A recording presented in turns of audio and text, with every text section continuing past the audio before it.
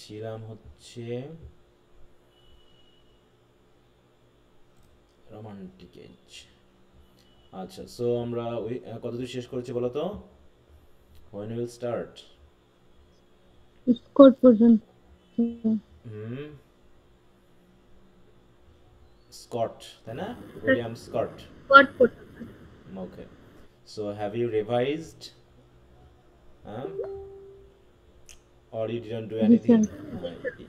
You should revise, though I sometimes keep something, but if it is possible for you to go through all the important information by yourself, that would be very better, because these are the text written by the native writers, so the language are very developed, and also the style, everything will give you the chance to learn the language. Okay.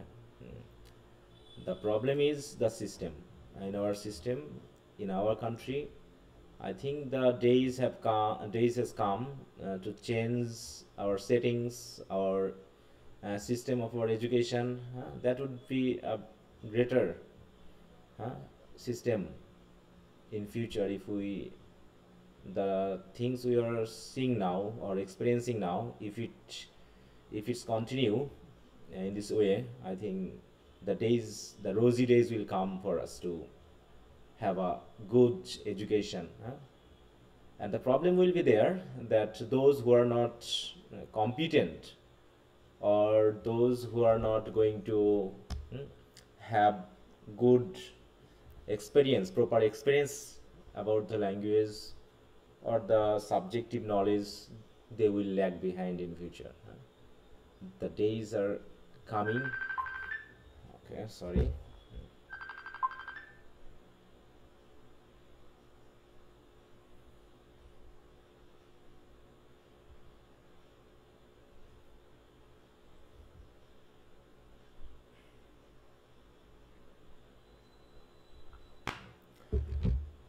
তাহলে আমরা শুরু করব Byron থেকে, তাই তো?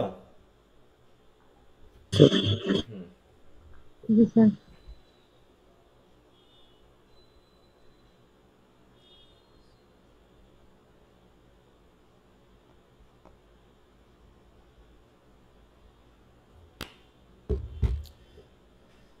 তাহলে এ পর্যন্ত আমরা কয়জন রাইটারের নাম শুনলাম? William Wordsworth, S T. কোলরিজ, দেন চারজনের। সাদে and Scott. We are going to learn some more major writers. আমরা অলরেডি রোমান্টিক পোয়েট্রিতে পেয়েছি, শেলি আছে, বাইরন আছে, কিটস আছে, এছাড়াও আরও নভেলিস্ট আছে, তাই না? There are two distinct sides to Byron and his poetry. বাইরনের কথা আসলেই দুটা সাইড, একটা হচ্ছে কি one good and the other bad. Don Juan তো আমরা পড়েছি নাকি? ওয়ান জি স্যার। Good and the other bad, and those who write about him generally describe one side or the other in superlatives. এবং যারা লেখে, হয় তার ভালোটা নিয়ে লেখে না খারাপটা নিয়ে লেখে, দুটাকে দেখায় না, যেখানে একটা সাইড নিয়ে ডেসক্রাইব করে এবং সর্বোচ্চটা দেখায়, সুপারলেটিভ ডিগ্রিতে দেখায়। Thus one critic speaks of him splendid and imperishable excellence, of sincerity and strength, another of his gaudy charlatanry, blare of brass and big bow, ওয়াশিনেস, মানে সবসময় একটা গৌড়ি ভাব, একটা ভাব, হ্যাঁ, বা হচ্ছে একটা কি বলবো, কোনো কিছুর প্রতি বিতৃষ্ণা, স্যাটায়ার, এইগুলোকে কিন্তু নির্দেশ করে। অ্যাজ বোথ ক্রিটিক্স আর ফান্ডামেন্টালি রাইট, দুইজনই রাইট, কারণ দুইজন যে কোনো একটা সাইড বলে, এবং আমরা রিডারেরা বিপদে পড়ে যাই। We shall not here attempt to reconcile their differences which arise. আচ্ছা, এগুলো নিয়ে মনে হয় না কথা বলার দরকার আছে, তারপর আমরা একটু পড়ি। Before his exile from England, দেখো, in 1816, the general impression made by Byron is that of a man who leads an irregular life, মানে তার লাইফস্টাইলটা কেমন এটা আমাদের জানা দরকার, poses as a romantic hero, makes himself out of much worse than he really is, and takes delight in shocking not only the conventions but the ideals of English society. মানে তার আচার আচরণ দ্বারা, মানে সে এক্সাইল্ড হওয়ার পরে সে একটু মানে অন্যরকম হয়ে পড়ে আর কি। হ্যাঁ, সিম্পল যে লাইফস্টাইল সেটাকে সে মোটামুটি একটু ইমব্যালেন্স হয়ে পড়ে।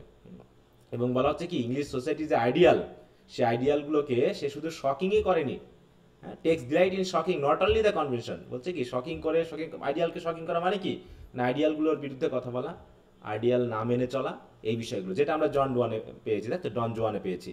সেখানে কি করা হয়েছে যে সে একটা বিষয়কে একদম ক্যামেরা দিয়ে যেন ছবি তুলে বলছে আমাদের সামনে যে এরকম ঘটনা ঘটছে। তাই এরকম বলছে his poetry of this first period is generally though not always shallow and insincere in thought, যদিও চিন্তা ভাবনার ভিতরে অতটা শ্যালো নয়, মানে কি খুব যে হালকা পাতলা হালকা ধরনের তা নয়, বা ইনসিনসিয়ার তা নয়, বরং কি হচ্ছে অ্যান্ড ডিক্লেমেটারি আর বম্বাস্টিং ইন এক্সপ্রেশন, বলছে কি যে সবসময় যে বম্বাস্টিং বা হচ্ছে সবসময় নিজেকে প্রচার করার ব্যাপার থাকে এরকম এক্সপ্রেশনে, তেমনটা নয়, বরং after his exile and his meeting with Shelley in Italy we note a gradual improvement, পরে একটা ইমপ্রুভমেন্ট এসেছে। তাহলে কি আগে ভালোই ছিল, এতটা খারাপ ছিল তা নয়, তবে শেলির সাথে তার সাক্ষাতের পর তার ভিতরে একটা ইমপ্রুভমেন্ট দেখা যায়। Due partly to Shelley's influence and partly to his own mature thought and experience we have the impression now of a disillusion man. আগে ইলিউশন ছিল, এখন ডিসইলিউশন, মানে কোনো কিছু তাকে আর তার পথ থেকে সরাতে পারে না। Who recognises his true character and who though cynical and pessimistic is at least honest in his unhappy outlook on society.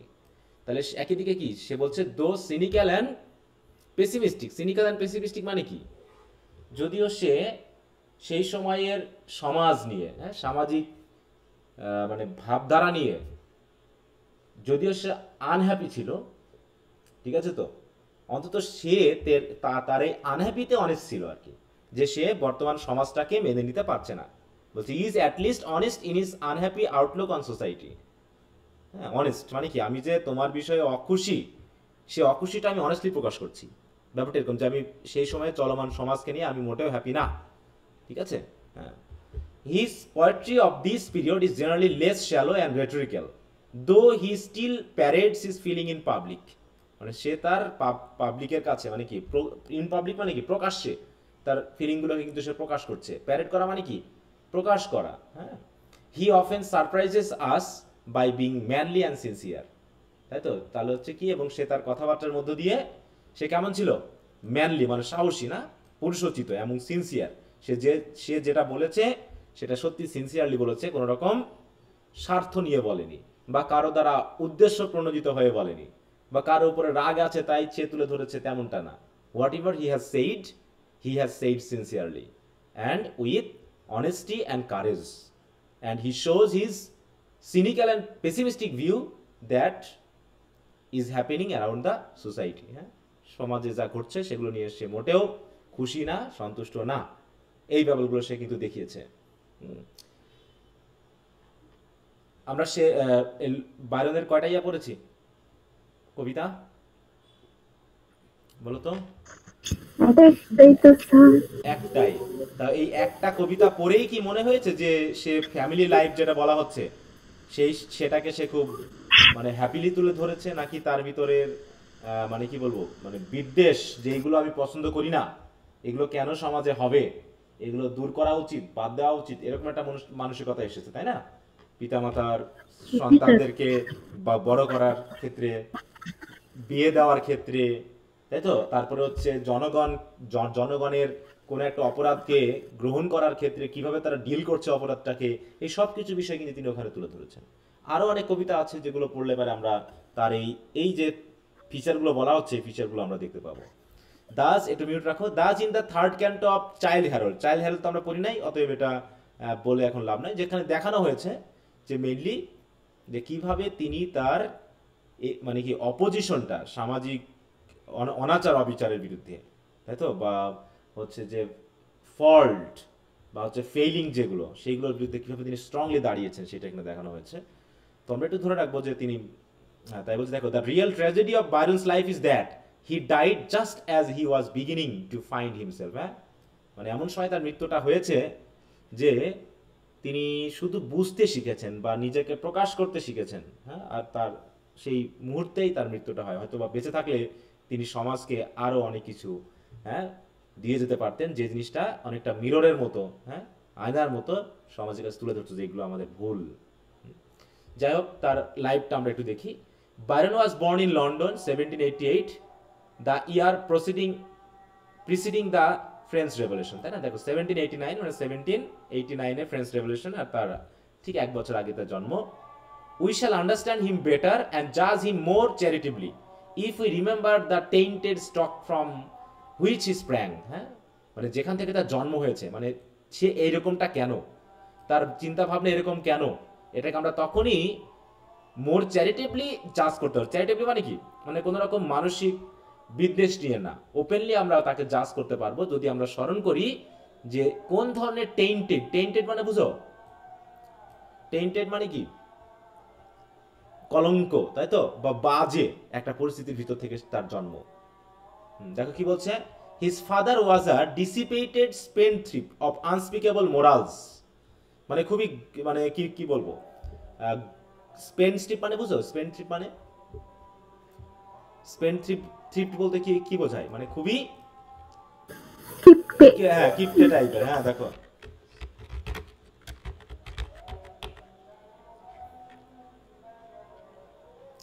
দেখো এখানে বলছে কি, যে টাকা পয়সা ইচ্ছা মতো ব্যয় করে। দেখো এখানে কি বলছে, যে a person who spends money in an extravagant irresponsible way. Extravagant, হ্যাঁ, মানে যে ইচ্ছা মতো, মানে দায়িত্বহীন ছিল আর কি। একটু মিউট রাখি, হ্যাঁ। তারপর হচ্ছে his mother was a Scotch heiress passionate and unbalanced. দেখো তার মাও ছিল এরকম আনব্যালেন্সড। মানে মূল কথা হলো, আমরা যদি দেখি ডন জুয়ানের যে গল্পটা, সেটা যদি দেখি তাহলে আমরা বুঝতে পারবো যে ঠিক জানো তার ফ্যামিলিকে সে তুলে ধরেছে, ঠিক আছে তো। The father deserted his wife after squandering her fortune. তার যে টাকা পয়সা ব্যয় করার পর, মানে তার মায়ের, মানে জন জোয়ানের শুধু ওর কথা চলে আসছে, বাইরনের মায়ের বেশ টাকা পয়সা ছিল, যেহেতু সে একটা সম্রাজ্ঞী, ইয়ারেস বলতেছে, হ্যাঁ, মানে মোটামুটি ওয়েলদি ছিল। তো তার টাকা পয়সা স্কোয়ান্ডার করার পরে তার বাবা তার ওয়াইফ, মানে তার মাকে ছেড়ে দিল। And the boy was brought up by the mother who alternately petted and abused him, হ্যাঁ, তাকে মারধর করা, অ্যাবিউজ করা করতো খুব। In the 11th year, the death of the grand uncle left him heir to Newstead Abbey and to the baronial title of one of the oldest house in England. দেখো তার নামের সাথে একটা জিনিস যুক্ত আছে, সেটা কি জানো, লর্ড বাইরন, তাই না? এই লর্ড কথাটা যুক্ত আছে। লর্ডের কথাটা কিন্তু তার বাবার দিক থেকে আসেনি, এসেছে কার দিক থেকে, তার আঙ্কেলের কাছ থেকে, হ্যাঁ, যে আঙ্কেলের মৃত্যুর পর মোটামুটি ওই অ্যাবি বা সম্পদের দেখাশোনার ভার তার উপরে গিয়ে পড়ে, এবং তার জন্য সে ব্যারোনিয়াল টাইটেল পায়, লর্ড টাইটেলটা পায় আর কি। হি ওয়াজ সিঙ্গুলারলি হ্যান্ডসাম, তার একটা বিশেষ ব্যাপার রয়েছে, সে হ্যান্ডসাম ছিল, কিন্তু a lameness resulting from a deform foot lent a suggestion of pathos to his makeup. মানে এখানে বোঝানো হচ্ছে তার চেহারা সুন্দর ছিল, কিন্তু তার পায়ে একটু প্রবলেম ছিল, একটু ডিফর্ম ছিল, হ্যাঁ, সেটার জন্য সে একটু খুঁড়িয়ে হাঁটতো, এরকম একটা বিষয় বলা হচ্ছে, হ্যাঁ। কিন্তু বলা হচ্ছে যে তার এই দুর্বলতাটাও তার মানে একটা, মানে আকর্ষণ হিসাবে কাজ করতো, তার প্রতি অন্যের একটা আকর্ষণ হিসাবে কাজ করতো, এরকম আর কি, মেকআপ হয়ে যেত আর কি। All this with his social position and his pseudo heroic poetry and his dissipated life, British না পূর্ণ লাইফ, হ্যাঁ, over which he contrive to throw a veil of romantic secrecy. এবং সে রোমান্টিক, তার জীবনটাকে রোমান্টিকভাবে তুলে ধরার মাধ্যমে তার যে ব্রিটিশটাপূর্ণ জীবন, এই জীবনটার উপর একটা পর্দা লেপে দিতে পারতো, হ্যাঁ, যে আমি দেখাতে চাই না যে আমি খুবই আনাফি, কিন্তু হয়ে যেত, মানুষ বুঝে যেত।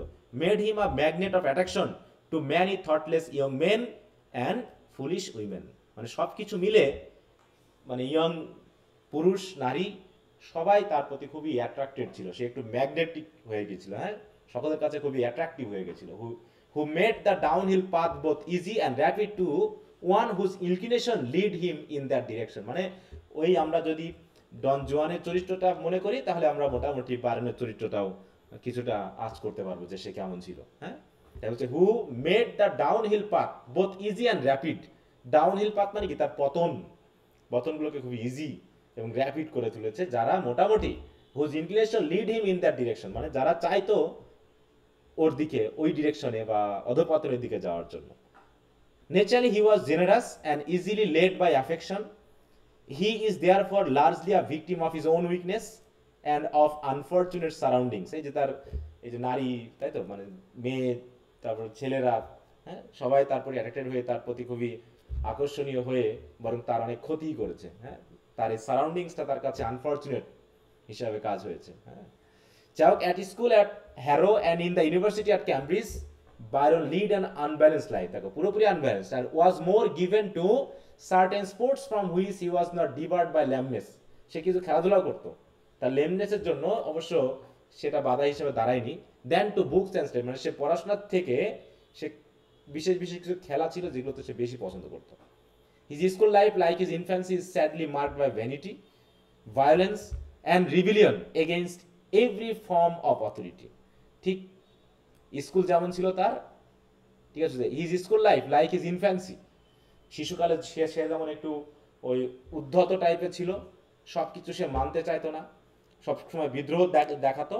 স্কুল লাইফে গিয়েও ওই অথরিটেটিভ যে আচরণগুলো, টিচার বা সমাজ, মানে কি বল, সিস্টেম, এইগুলোর প্রতি সে যথেষ্ট রিভিলিয়ন শো করতো। হ্যাঁ, বলছে is sadly marked by vanity and violence, সে খুবই ভেইন ছিল, একটু অহংকারী টাইপের ছিল, সে যা পছন্দ করতো না তা সরাসরি বলতো এবং মোটামুটি বিদ্রোহ করতে পারতো। হ্যাঁ, এরকম বিশেষ কারণে তার স্কুল লাইফটাও খুব একটা হ্যাপি ছিল না, বরং স্যাডলি মার্ক ছিল। And yet it was not without it's hour of nobility and generosity, তবে এত খারাপ ছিল না যে তার ভিতরে কোনো জেনারিটি ছিল না, তাই তো, বা হচ্ছে সে একটু কাইন্ড ছিল না, তা না, সে যথেষ্ট কাইন্ড ছিল, কিন্তু মোটামুটি সে এই বিষয়গুলোকে মানতো না যেগুলো মানুষের জন্য ক্ষতিকর, বা তার জন্য যেগুলো মনে হতো যেগুলো সামাজিকভাবে বৈধ হতে পারে না। Scots describe him as a man of real goodness of heart, দেখো, হ্যাঁ, যাকে মানে তারা যাকে চিনেছে আর কি, মানে তাকে যারা চিনেছে তারা মোটামুটি তাকে বুঝেছে যে আসলে সে সত্যিকারে কেমন ধরনের মানুষ।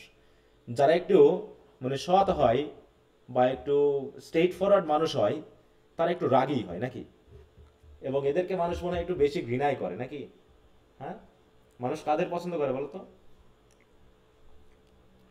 যারা মিষ্টি কথা বলে, ভোলায় চলে তাদের। হ্যাঁ, তোষামোদি তারা করতে পারে নাকি। হ্যাঁ, জি স্যার। হ্যাঁ, যারা একটু তোষামোদি টাইপের মানুষ, হ্যাঁ, তাদেরকে মনে হয় সবাই পছন্দ করে, কিন্তু একসময় ক্ষতির শিকারে কিন্তু পড়ে আর কি, তাদের ক্ষতিও হয়। হ্যাঁ, যারা তোষামোদি তাদেরকে যদি যখন বুঝতে পারে মানুষ যে তোষামোদি করতেছে, তখন কিন্তু যতটুকু না লাভ হয়েছে তার থেকে বেশি ক্ষতিই হয়। এরকমটা অনেক দেখা আছে। কিন্তু যারা স্ট্রেট ফরওয়ার্ড লর্ড বাইরনকে তাদেরকে কি একটু হুম, বলো। হুম, লর্ড বাইরনকে কি মেরে ফেলা হয়েছিল স্যার? হ্যাঁ, দেখো তুমি পাবা যে কি ঘটনা, কিভাবে তার মানে মৃত্যুটা হলো। অকাল মৃত্যু যে হ্যাঁ, বলছে, মানে শেলির অকাল মৃত্যু হয়েছে, জন কিটসের অকাল মৃত্যু হয়েছে, সবারই হয়েছে, মানে অল্প বয়সে মারা গেছে সব, অধিকাংশই রোমান্টিক পোয়েটদের একটা ফিচার। হ্যাঁ, দেখো আমরা পাবো, বিষয়গুলো আসছি। বলছে ফুলিশ অ্যাটেম্প টু, দেখো সে কি করতো সবসময়, kindness miserably thrown away sir by. এই জন্য, হ্যাঁ স্যার এই বলো। জন্য এরা মদ খাইতো। হ্যাঁ, বুঝলাম না, বলো, আগে আসি আমরা পড়ি। এই জন্য, হুম, স্যার এই জন্য মনে হয় ড্রিঙ্ক করতো। হ্যাঁ, দেখো আসবে তার কারণ কি, সবাই কোনো না কোনো ভাবে ড্রিঙ্কিং তো ইউরোপিয়ান কান্ট্রির একটা ওই আমাদের মতো আরসি কোলা খাওয়ার মতো অবস্থা। হ্যাঁ, হ্যাঁ, বলছে miserably thrown away by his foolish contempt of public opinion. হ্যাঁ, মেইনলি তার এই গুডনেস অফ হার্ট বা কাইন্ডনেসটাকে জনগণ বুঝতো না। কিসের কারণে? কারণ তার প্রতি মানুষের বিদ্বেষটা একটু বেশি ছিল। হ্যাঁ, বলছে by his foolish contempt of public opinion, কারণ তিনি পাবলিক অপিনিয়নগুলোকে সহজে মানতেন না, মানতে চাইতেন না। জনগণ মানে মানুষ, অধিকাংশ ক্ষেত্রে মানুষ ভুল বলে, হ্যাঁ, ভুল সিদ্ধান্ত নেয়, এই বিষয়গুলো তার পছন্দ না। বলছে while at Cambridge, Byron published his first volume of poems, Hours of Idleness, in 1807. A severe criticism of the volume in Edinburgh Review wounded Byron's vanity. হ্যাঁ, বাইরনসের ভ্যানিটি, এইটা আমরা একটু খেয়াল করব, ঠিক আছে তো। জন কিটস, বাইরন এবং শেলি, এই তিনজন কিন্তু একজনের সাথে একটা অনেকটা রিলেটেড। হ্যাঁ, অনেকগুলো কবিতা আছে, যেমন আমরা শেলির যে কবিতাটা পাবো সেখানে কিডস সম্পর্কে বলা হয়েছে। দেখো এখানে এডিনবার্গ যে রিভিউ, এখানে কি করা হয়েছে, এই বইটা নিয়ে, এই যে আওয়ার্স অফ আইডলনেস নিয়ে ব্যাপকভাবে তাকে ক্রিটিসাইজ করা হয়, আর এই ক্রিটিসিজমটা তাকে ব্যাপকভাবে আঘাত করে আর কি, and threw him into a violent passion, এবং সে খুব রেগে যায় আর কি। হ্যাঁ, the result of which was the now famous satire called English Bards and Scotch Reviewers. তারপরে রেগে গিয়ে সে আরেকটা বই লেখে, যেখানে সে ইংলিশ কবি এবং স্কচ রিভিউয়ার, যারা বইয়ের রিভিউ করে, তাদেরকে নিয়ে ব্যাপক মোটামুটি গালিগালা করেছে আর কি। হ্যাঁ, in which not only his enemies but also Scotch, Wordsworth and nearly all the literary men of his days were criticized in heroic couplets after the manner of Pope's Danciad। ওই যে পোপের যে ডান্সিয়েট বইটা যেমন ছিল ওই রকম করে এই English Bards and Scotch reviewers এই বইতে বায়রন ব্যাপকভাবে একই সাথে পয়েট এবং ওই সময়ের যারা রিভিউয়ার উভয়কে স্যাটারাইজ করেছেন। কিসের কিসের জন্য বলছে, just to say that he afterwards made friends with Scotch and with others whom he had abused without provocation. পরে অবশ্য বন্ধুত্ব হয়ে যায় ওদের সাথে। It is interesting to note that in view of his own romantic poetry that he denounced all masters of romance and accepted the artificial standard of Pope and Dryden. পরে অবশ্য সেগুলোকে ডিনাউন্স করা মানে কি, ডিনাউন্স মানে কি ত্যাগ করা না। হ্যাঁ, he denounced all masters of romance, সে রোমান্স বাদ দিয়ে accepted the artificial standard of Pope and Dryden, তবে পোপ এবং ড্রাইডেনকে তিনি আবার গ্রহণ করে ফেলেন, যদিও রোমান্টিক এইছে তারপর তিনি এটা গ্রহণ করেন। His two favourite books were Old Testament and a volume of Pope's poetry. তাহলে তার সে যত বই পড়েছে তার ভিতরে দুইটা বই খুবই মানে ফেভারিট ছিল তার। কোনটা কোনটা বলো? Old Testament and volume of Pope's poetry. পোপের কবিতা এবং বাইবেলের যে ওল্ড টেস্টামেন্ট তার খুব ভালো লাগতো।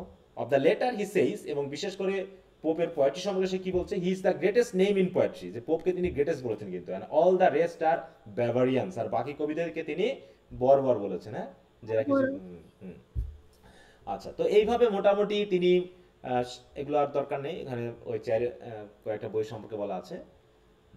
তো আমরা তার ওয়ার্কসে চলে যাই সরাসরি, ঠিক আছে? তাহলে তার ফিচারটা মোটামুটি আমরা বুঝতে পারছি যে কি ধরনের সে একটু মেন্টালিটির মানুষ ছিল, যে সে একটু স্ট্রেট ফরওয়ার্ড, অনেস্ট এই জাতীয় ছিল, এবং সেই সময়ের যে সেটিং, সামাজিক অবস্থানটাকে সে খুব একটা পছন্দ করতো না। Words of Byron.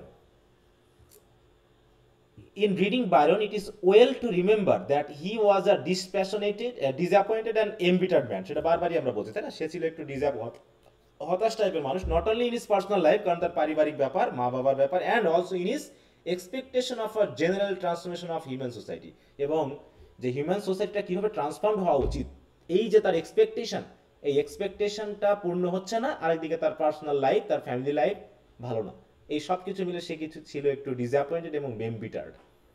As he pours out his own feelings, chiefly in his poetry, he is the most expressive writer of his age in voicing the discontent of a multitude of Europeans. তাহলে তার ভয়েসের মাধ্যম দিয়ে সে কি করেছে, অসংখ্য ইউরোপিয়ানদের যে discontent, অসন্তোষ বোধটাকে তিনি তুলে ধরেছেন।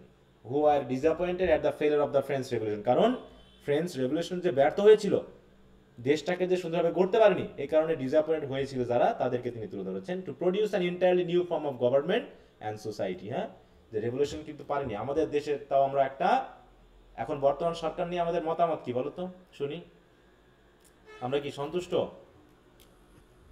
বর্তমান সরকার নিয়ে? যা কাজ করতেছে তাতে ভালোই মনে হইতেছে। ভালোই তো মনে হচ্ছে। হ্যাঁ, তাহলে কিন্তু ফ্রেঞ্চ রেভলিউশনের পরে বরং আরো বেশি, যেটা আমাদের ওই যে তোমার পতনের পরের দিন যে ঘটনাগুলো ঘটলো, হ্যাঁ, যে এত পুড়িয়ে দেওয়া, তার থেকে আরো জঘন্য বিষয় ঘটেছিল ফ্রেঞ্চ রেভলিউশন পরবর্তী। হ্যাঁ, তো যাই হোক, আমাদের তাও কিছুটা কমই হয়েছে। ওটা হয় প্রত্যেকটা বিদ্রোহ বা প্রত্যেকটা ইয়ার পরে এরকম সংখ্যালঘু থেকে শুরু করে, বা হচ্ছে যারা বিপরীতমুখী বা যাদের ভিতরে রাগ আছে, বিদ্বেষ আছে, এটা সংঘর্ষ, মারামারি, খুনাখুনি হয়ই। সরকার পরিবর্তনের সময় তো হয়ই, বিশেষ করে মোটামুটি হলে এগুলো ঘটনা ঘটে। স্যার আমি একটা কথা বলি, আচ্ছা সংখ্যালঘুরা কেন এত মানে ভয় পায় আমি বুঝি না। এই যে যতগুলা খুন হয়েছে বা গুম করা হয়েছে, তারপরে এগুলো ম্যাক্সিমামে আপনার মুসলিমদের মধ্যে করা হয়েছে, কিন্তু মুসলিমরা তো সংখ্যালঘু ছিল না। এই যে আয়নাঘর থেকে মানুষগুলোকে বের করছে, ওর কি ওখানে একটা সংখ্যালঘু ছিল না, আচ্ছা, ওখানে ওই সবাই মুসলিম ছিল। শোনো শোনো হ্যালো শোনো, স্যার, এটা এই কথাগুলো এই ক্লাসে ওর কি বলার না। বিশ্বাস হচ্ছে না যে আমাদের উপর হ্যাঁ, আক্রমণ করছে স্যার? না এই কথাগুলো বলার না, ঘটছে কিছুটা ঘটছে, তুমি যেটা বলতে পারো না যে একদমই ঘটছে না তা স্যার নয়। ওনার কি বিশ্বাস হ্যাঁ হচ্ছে না আমাদের উপর আক্রমণ করে নেই? হ্যাঁ হ্যাঁ, এটা নিয়ে কথা বলার নেই এখানে, এগুলো ঘটছে, এগুলো বিষয়গুলো একদম বলা যাবে না। হ্যাঁ, এখানে রাজনৈতিক এবং বিদ্বেষী চিন্তা ভাবনা উভয়ই আছে, এটা আমরা বুঝি। আমরা মূল কথা হলো আমরা অনেক কিছু স্বীকার করি না, এটা আমাদের সবচেয়ে বড় সমস্যা। হ্যাঁ, যদি স্বীকার করে সমাধান করি তাহলে সমাধান হয়ে যায়, আর যখনই আমরা এটাকে স্যার মনে করি যে হচ্ছে না তখনই সমস্যা। হ্যাঁ বলো। হুম। বলছি যে তারা সাথে থেকে মন্দির মন্দির সবকিছু পাহারা দেয়, তাও তারপরে কেন মন্দির ভাঙ্গা হয়? ওটা কি আমরা আচ্ছা, ইচ্ছে করে করি? দাঁড়াও দাঁড়াও, এখানে আবার ঘটনা রয়েছে। হ্যাঁ, এটা আমি আর কোনোভাবে কথা বলতে পারছি না, কারণ আমি বাঙালিদের বিশ্বাস করি না, এটা হলো আমার সবচেয়ে বড় কথা। জি স্যার, এটা প্রথম বাদ কথা দিয়ে হলো, দেন। হ্যাঁ আমি এটা বাদ দিচ্ছি এ কারণেই যে আমি বিশ্বাস করি না, সে হিন্দু হোক, সে মুসলিম হোক, আর সে খ্রিস্টান হোক, আমি বিশ্বাস করি, এটা আমার প্রথম কথা, যে আমি কাউকে বিশ্বাস করি না, কারণ আমি আমার সন্তান মেরে অনেক সময় অন্য নামে দোষও দিতে পারি। এখানে কিছু আঘাত হয়েছে, কিছু নিজেদের করা হয়েছে, এটা আমি বলছি, ঠিক আছে তো? কারণ অনেক বিষয় আছে যেগুলো কমন পিপলকে মানে কি করবো, মানে কি বলবো, যেটাকে বিপথে চালানোর জন্য অনেক কিছু করা হয় আমাদের দেশে, এই বিশেষ করে ভারতীয় উপমহাদেশে। কারণ অধিকাংশ মানুষ আবার ওই তো ঝোগরুটে টাইপের বাঙালি আর কি, তা আমরা একটু কম না, বুঝি। ইয়াতে হ্যাঁ দেখলাম যে স্যার গুজব ছড়াচ্ছে, কিন্তু বগুড়াতে পুষ্পরানীর বাড়িতে যে হামলাটা করছে স্যার, আমরা হ্যাঁ, নিজেদের স্বয়ং দেখে আসছি না স্যার। সেটা তো আমি বলছি যে হয়েছে, কিছু হওয়ানো হচ্ছে, অনেক ব্যাপার রয়েছে এখানে, অনেক ব্যাপার রয়েছে, হ্যাঁ, যেগুলো আমরা হালকা পাতলা মেজাজে বুঝবো না, বুঝতে পারছো? আমাদেরকে আরো ডিপে যেতে হবে, আমরা তো শুধু না বুঝে হইচই করি, এতে আরো ক্ষতিটা বেশি হয়। এখানে কিছু ব্যাপার রয়েছে যেটা আমি আগেই বলছি যে আমি বিশ্বাস করি না বাঙালিদেরকে, অতএব আমি এই বিষয়ে কথা বলতে খুব একটা আগ্রহী না। যেগুলো হয় সেগুলো হয়, যেগুলো ক্ষতিকর সেগুলো হচ্ছে, ঠিক আছে তো? আরেকটা সবচেয়ে বিষয় হলো রাজনৈতিক ইস্যু হিসাবে সংখ্যালঘুদের উপর আঘাত করে একটা রাজনৈতিক ফায়দা দুই দলে লুটাতে চাই, এটাও ঘটে, এটা সব জায়গায় ঘটছে। হ্যাঁ, এটা সারা বিশ্বে ঘটে, সবসময় ঘটতেছে। হ্যাঁ, এবং আরেকটা সবচেয়ে বড় বিষয় হলো যে আরেকটা আঘাত সবসময় আসে, সেটা হলো যে ওই যে বললাম বিদ্বেষ আছে আগে থেকে, বিদ্বেষ আছে আগে থেকে, কোনোভাবেই বিদ্বেষটা ঘটে গেছে, এই বিষয়গুলোর জন্য কিন্তু এগুলো ঘটতে থাকে। হ্যাঁ, ওই তো বললাম যে একদমই হয়নি তাও বলছি না, আবার খুব বেশি যেটা করা হচ্ছে সেটাও ঠিক না। সবকিছু মিলে আমরা বাঙালিরা বরাবরই একটা শান্ত পরিবেশ চাই না। হ্যাঁ, আমরা সবসময় অশান্ত সব সব স্বভাবের, আমাদের রক্ত একটু বেশি গরম, আমরা একজনকে হেল্প করতে গেলে পিছু টান মারি, কিন্তু একজনকে মারতে বললে একটা জায়গায় 10টা হাত থাকলে মানে ভালো হতো, লাঠি নিয়ে পিটাতে পারি, বুঝতে পারছো? এই জন্য ঢাকা শহরে আমার ঘুরতেও ভয় লাগে, যে হঠাৎ করে পকেট মার এসে যদি আমাকে মারতে শুরু করে দেয়, তো জনগণ না বুঝে আমাকে মারতে শুরু করে দিবে, হতে পারে কিনা বলো? যে মনে করো, হুজুগে হ্যাঁ মাতাল। হ্যাঁ, মনে করো পকেট মার জি স্যার। টাকা নিয়ে পালাচ্ছে, এবার জনগণ তাড়ছে, এবার পকেট মার কিন্তু তারা ফেস টেস দেখেনি ওইভাবে, মনে করো রাস্তায় ধরে আমাকে মারতে শুরু করলো পকেট মার, এবার জনগণ মনে করবে মানে আমি পকেট মার, মারতে শুরু করে দিল। ঠিক আছে, এই স্বভাবের জন্য আমি খুব ভয় পাই আমাদের বাঙালি স্বভাবকে আর কি। হ্যাঁ, এরা খুব একটা মানে সুষ্ঠু চিন্তাশীল না। হুজুগে মাতাল। হ্যাঁ, হুজুগে মাতাল। আর হুজুগে মাতাল দিয়ে আমার অনেক উপকার হয়েছে কিছুটা, যেমন অনেক কিছু আছে যেগুলো আমরা অনেক সময় মানে কি বলবো চিন্তা ভাবনা না করেই অনেক সময় ঘটাই ফেলেছি, এরকমটা ঘটে গেছে। হ্যাঁ, তো যাই হোক, ওগুলো কথা আমি বলছি না, ওগুলো বাদ দাও। তো আমরা পড়ায় চলে আসি। আর এই যে ব্যাপারগুলো এগুলো সারা বিশ্বের সব জায়গাতেই আছে।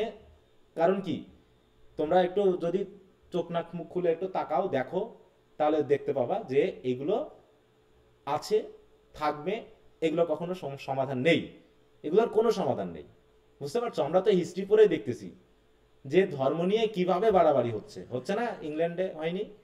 বলো, একবার থামাচ্ছে জি স্যার। আর একবার উঠতেছে, আর একবার উঠতেছে তো আর একবার থামাচ্ছে, এই হচ্ছে ব্যাপার। বলো, ইউরোপে অনেক কান্ট্রি আছে না যেখানে নামাজ দেওয়া নিষিদ্ধ, নামাজ দিতে পারে না, নামাজ আজান দেওয়া, তাই তো? সরি, নামাজ বলছে, আজান দেওয়া নিষিদ্ধ আছে। চায়না জাপানে তো অন্য ধর্মের মানুষদেরকে ইচ্ছা মতো মানে কি বলবো কতল করা হয়। হ্যাঁ, এরকম সব জায়গায়, এই জন্য সাবধানে এবং সহাবস্থানে থাকাটা আমাদের জন্য জরুরি, এটা হচ্ছে সবচেয়ে বড় কথা। হ্যাঁ, আচ্ছা তো যাক, বলছে চায়নাতে তো মুসলিমদেরকে একদম মানে নিঃশেষ করে দিতেছে। শুধু মুসলিম না, অন্য ধর্মেও আছে, খ্রিস্টান ধর্ম আছে, ইয়ে আছে, যেখানে ওদেরকে ঠিক মতো ধর্ম পালন করতেই দেওয়া হয় না, ওরা মনে করে এই ধর্মগুলো হচ্ছে মানুষের জন্য ক্ষতিকর। হ্যাঁ, এরকম অনেক কনফিউশন, অনেক আইডিয়া আছে। হ্যাঁ, তো এই জন্য যদি জার্মানির বিষয়ে তাকাও তুমি, তারপর হচ্ছে এরকম অনেক কণ্ঠবর্তী দেশ আছে যেখানে দেখাচ্ছে যে সংখ্যালঘুদের দমনের চেষ্টা করা হচ্ছে, কিন্তু উন্নত দেশগুলোতে এগুলো হয় না কেন? কারণ ওদের সিস্টেমটা ভালো, সিস্টেমটা ডেভেলপ, কোনো অপরাধ হলে সহজেই অপরাধীকে শনাক্ত করা যায়। হ্যাঁ, আর আমাদের দেশে এই জিনিসটা মানে জনসংখ্যা বেশি একদিকে আর সিস্টেম ডেভেলপ না, এই জন্য অপরাধ কর্ম তারা দ্রুত করতে পারে। এই হচ্ছে প্রবলেম আমাদের। হ্যাঁ, একটা সিস্টেম দরকার। খুবই খাই এগুলো। আচ্ছা, এবার আসি আমরা, বলছে one who wishes to understand the whole scope of Byron's genius and poetry will do well to begin with his first work, হ্যাঁ, আওয়ার্স অফ আইডলনেস, যেটা আমরা আগে পেয়েছি, যে এখানে তিনি কি বলেছেন। হ্যাঁ, তার ফার্স্ট ওয়ার্ক কিন্তু এটা, যদি বলছে বায়রনকে যদি আমরা চিনতে চাই, তার জিনিয়াস যদি আমরা জানতে চাই, তাহলে এই বইটা পড়তে হবে। দাগিয়ে রাখবা আওয়ার্স অফ আইডলনেস, বইটা কে লিখেছে? Written when he was a young man at the university, এই সময় তিনি লিখেছেন। দেখো, there is very little poetry in the volume, সেখানে কবিতার সংখ্যা কম, only a striking facility in rhyme brightened by the devil may care spirit of the Cavalier poets. এই যে ক্যাভেলিয়ার পয়েটদের যেমন ডেভিল মে কেয়ার, হ্যাঁ, এরকম একটা মেন্টালিটি নিয়ে লেখা। শুধু আমি যা বলবো তা ডেভিলদের জন্য লেখা, এরকম আর কি ব্যাপারটা, যে আমি যে আঘাতগুলো করব যারা শয়তান তারা আঘাতপ্রাপ্ত হবে, আমি যে কথাটা বলবো যার লাগাত তার লাগবে, সবার লাগবে না। তাই বলছে কি, but as a revelation of the man himself it is remarkable, কিন্তু যদি ভালো করে দেখা হয়, বোঝা যায়, তাহলে তিনি মানুষকে একটা রিমার্কেবল মানে ক্রিয়েশন হিসেবে দেখিয়েছেন। হ্যাঁ, ওকে, এই বই সম্পর্কে আমরা এত জানার দরকার নাই। তাহলে আওয়ার্স অফ আইডলনেস খেয়াল রেখো। বায়রনস লেটার ভলিউমস ম্যানফ্রেড অ্যান্ড কাইন, কাইনের কথা মনে আছে? কাইন কে বলো তো? কাইন, কাবিল আর আবিল নাম শুনেছো না? যেটা হচ্ছে কি, কারা ওরা, কারা? আদম আলাইহিস সালাম। হ্যাঁ হ্যাঁ, সন্তান দুইজন, তাই না? হ্যাঁ, তাহলে এর ভিতরে ভালো ভালো কে ছিল, ভালো কে ছিল আর খারাপ কে ছিল? কাবিল খারাপ ছিল। হ্যাঁ, কাবিল ছিল খারাপ নাকি? হ্যাঁ, সে কাইনকে নাকি তো ম্যানফ্রেড কাইন করা হয়েছে, এভাবে বলা হয়েছে, ওইভাবে নিয়ে প্যারোডি করা হয়েছে আর কি। হ্যাঁ, আচ্ছা, তারপরে আমরা যদি একটু এখানে দেখো, আমরা অলরেডি দুটা তিনটা বইয়ের নাম পেয়েছি, মেইনলি চাইল্ড হ্যারোল্ড এবং হচ্ছে যে আওয়ার্স অফ আইডলনেস, এই দুটা হচ্ছে তার খুবই মানে নাম করা, আর হচ্ছে আমাদের ডন জুয়ান তো আছেই, আর বাকিগুলোর নাম দরকার নেই অতটা। দেখো, বলছে the first two cantos of Childe Harold are perhaps more frequently read than any other work of the same author, partly because of their melodious verse, partly because of their description of places along the lines of European travel. হ্যাঁ, এখানে কি বর্ণনা করা হয়েছে, মানে মোটামুটি ডেসক্রিপশনটা, বিভিন্ন প্লেসের ডেসক্রিপশন আছে, ইমাজিনেটিভ আইডিয়াগুলো আছে, এগুলোর জন্য মানুষ এগুলো পড়েছে আর কি। হ্যাঁ, written after his exile from England, তাকে এক্সাইল করা, এক্সাইল মানে বুঝো তো? নির্বাসিত। হ্যাঁ, নির্বাসন মানে দেশ থেকে তাড়িয়ে দেওয়া। Have more sincerity and are in every way better expression of Byron's mature genius, scattered through all his work one finds magnificent description of nature scenery. এগুলো তোমরা একটু দেখে নিবা, এগুলো তোমরা বুঝতে পারবো, ওগুলো নিয়ে দরকার নেই। বায়রনকে অফেন কম্পেয়ার করা হয় স্কটের সাথে, ওটা আমার দরকার নেই। দেখো যে নামগুলো একটু খেয়াল কর, এইখানে আমরা যেটা আসছি, বলছে all his characters in Cain, Manfred or the Corsair or the Giaour or the Childe Harold, হ্যাঁ, ডন জোয়ান আর টায়ারসাম রিপিটেশনস অফ হিমসেলফ। এই কথাটা একটু খেয়াল করো, মানে তিনি যেন প্রত্যেকটা রাইটিং এর ভিতরে তার যেন নিজেকে তিনি তুলে ধরেছেন। হ্যাঁ, নিজেকে যেন মানে তার চরিত্র যেন তুলে মানে উঠে এসেছে এখানে। হ্যাঁ, বলছে এই জায়গায় দেখো, এইখানে আমরা একটু যদি পড়ি, বলছে Scott knew his country well, its hill ইত্যাদি ইত্যাদি। অন্যদিকে Byron pretended to know the secret unwholesome side of Europe, মানে ইউরোপের সেই সময়ের অবস্থাটা কেমন ছিল, ক্ষতিকর সাইডটা যেন সে জানতো। Which generally hides itself in the dark, যেগুলো প্রধানত সিক্রেট রাখা হতো, লুকিয়ে রাখা হতো, কিন্তু তিনি তুলে ধরেছেন। But instead of giving us a variety of living men, he never gets away from his own unbalanced and egotistical self, মানে তার ইগোইস্টিক যে আইডিয়াটা, ঠিক আছে, তো আনব্যালেন্স লাইফটা যেন বারবার ফুটে উঠেছে। হ্যাঁ, সে সমাজকে তুলে ধরতে গিয়ে সে তার নিজের ব্যাপারটাকে যেন বেশি তুলে ধরেছে। হ্যাঁ, আচ্ছা, তাহলে আমরা কয়টা বই পেলাম মনে করো, বলো? দুই তিনটা বই লাগবে, তাই তো? অনেক বই আছে, তার ভিতরে মেজর বলছি কি, Hours of Idleness, Childe Harold, Don Juan, তাই তো? এগুলো আমরা মনে রাখবো, কারণ এগুলো যেহেতু আমি পরে নিয়ে আসবো, তোমরা এগুলো বুঝতে পারো সুন্দর করে।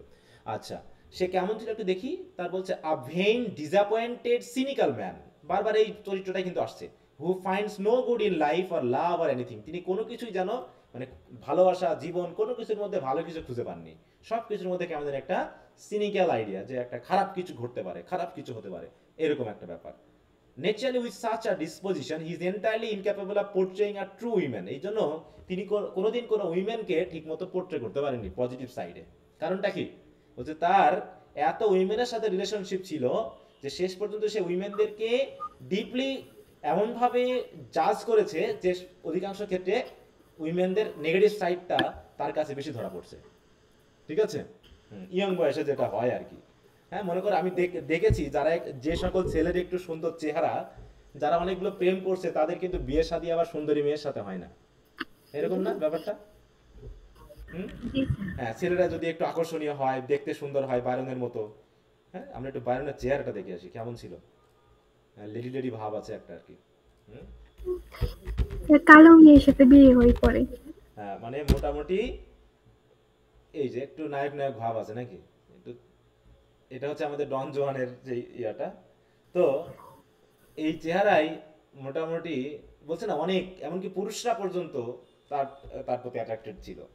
হ্যাঁ, শেষ পর্যন্ত মানে তাও ডিপ্রেসড।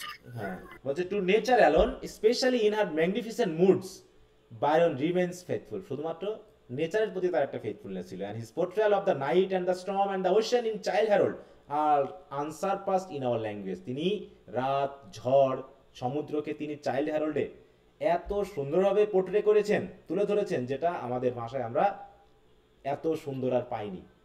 ঠিক আছে, মানে তিনি নেচার ছাড়া আর কারো প্রতি বিশ্বস্ততা দেখাতেন না, মানে ভালো মানে মানুষকে তিনি সঠিকভাবে মানে পাননি, এটা হচ্ছে ব্যাপার। আচ্ছা, তো এইটুকু আমরা খেয়াল করবো। এবার হচ্ছে পার্সি বিশি শেলি, হ্যাঁ, আরেকজন ভেরি একদম মানে রেভলিউশনারি এবং অনেকটা বাইরনের মতোই। হ্যাঁ বলো। স্যার বলছে উইলিয়াম ব্লেকের ওইটা পড়াবেন না? উইলিয়াম ব্লেকের মানে যে লাইফ স্টোরিটা পড়াবেন না? ওটা উইলিয়াম ব্লেক কি আমরা ছেড়ে আসছি, পড়াই নাই স্যার? হ্যাঁ, ওর আগে ছিল। ওটা তো ইয়াতে ছিল, ওটা তো আমরা ওইটা নিও ক্লাসিক্যাল এজের সাথে ওটা দেখছি, তাই না? ওটা তো নিও ক্লাসিক্যাল এজের সাথে রিলেটেড, তাই না? উনি তো রোমান্টিকের নয়, আমরা পড়ি নাই ওখানে? ছোট করে পড়া হয়নি না? বাদ গেছে? বাদ গেছে? ওটা তো পড়া হয়নি। আচ্ছা, দেখবো আমি একবার। আচ্ছা আচ্ছা আচ্ছা, কারণ ওটা তো রোমান্টিক, আমরা রোমান্টিক এজে ওনার সম্পর্কে কিছু কথা পেয়েছি, তাই না? রোমান্টিক এজে এসে যে সংক্ষিপ্তভাবে বলা হয়েছে। আচ্ছা, তো সমস্যা নেই, দেখি আমি এটা রোমান্টিক এজটা শেষ করে যদি বাদ যায় আমরা ব্যাকে গিয়ে দেখবো।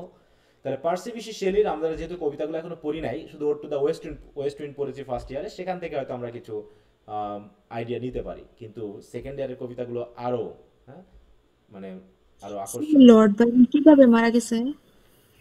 লর্ড বাইরন, তাই তো? দেখি কিভাবে মারা গেল বলো। হতাশাগ্রস্ত মানুষ। এখানকার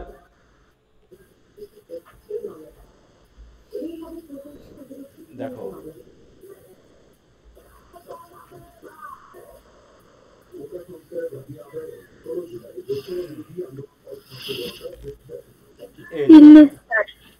এই যে দেখো কিডস এভাবে মারা গেছে। কিডস কিভাবে মারা গেছে? যক্ষা।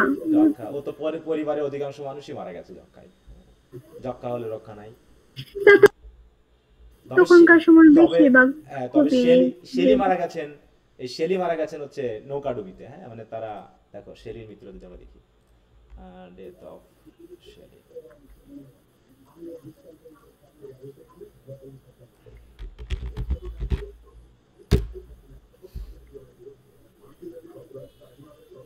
এই যে তারা গিয়েছিল ঘুরতে, হ্যাঁ স্যার গিয়েছিল কবিতা লিখতে। হ্যাঁ, দেখো Percy Bysshe Shelley died on 1822 at the age of 29। দেখো সবাই অল্প বয়সে মারা গেছে। হ্যাঁ, which his boat went down in a sudden storm off the coast of the Gulf of Spezia, dreadful death, dreadfully young, but it was really a tragic accident. কারা কারা গেছে দেখো, Shelley and his wife Mary had moved to rented house in Ledisi 3 months before in April, taking with Mary's stepsister এটা আর এইখানে একটা remote এরিয়াতে ছিল। বলছে it may be a popular tourist destination, হ্যাঁ, on the Ligurian coast now, but Ledisi was a wild and remote area then. The house was right on the sea, with the waves surging right up to the terrace. Shelley was initially exhilarated by the landscape. মানে এখানে বলা হচ্ছে যে তাদের ইয়াটা কেমন ছিল ওখানে যেখানে তারা বসবাস করতো, বা কোথায় মানে একদিক থেকে আরেক দিকে যাওয়া একটা মানে কি বলবো টুরিস্ট অ্যাট্রাকশন সেখানে ছিল। হ্যাঁ, তারা যাওয়ার পথেই মেনলি ঝড় উঠে নৌকাডুবিতে মারা যায়, এখানে দেখানো হয়। আচ্ছা, মৃত্যুর বিষয়গুলো এই বইটাতে আলোচনা করা হয়নি। হ্যাঁ, তারপরে স্যার এরা মূলত এই কবিগুলো কোন ধর্ম বিশ্বাসী ছিল? ধর্ম বিশ্বাসী, ধর্মের থাকলে খ্রিস্টান ধর্মের ছিল, খ্রিস্টান রিলিজিয়নের।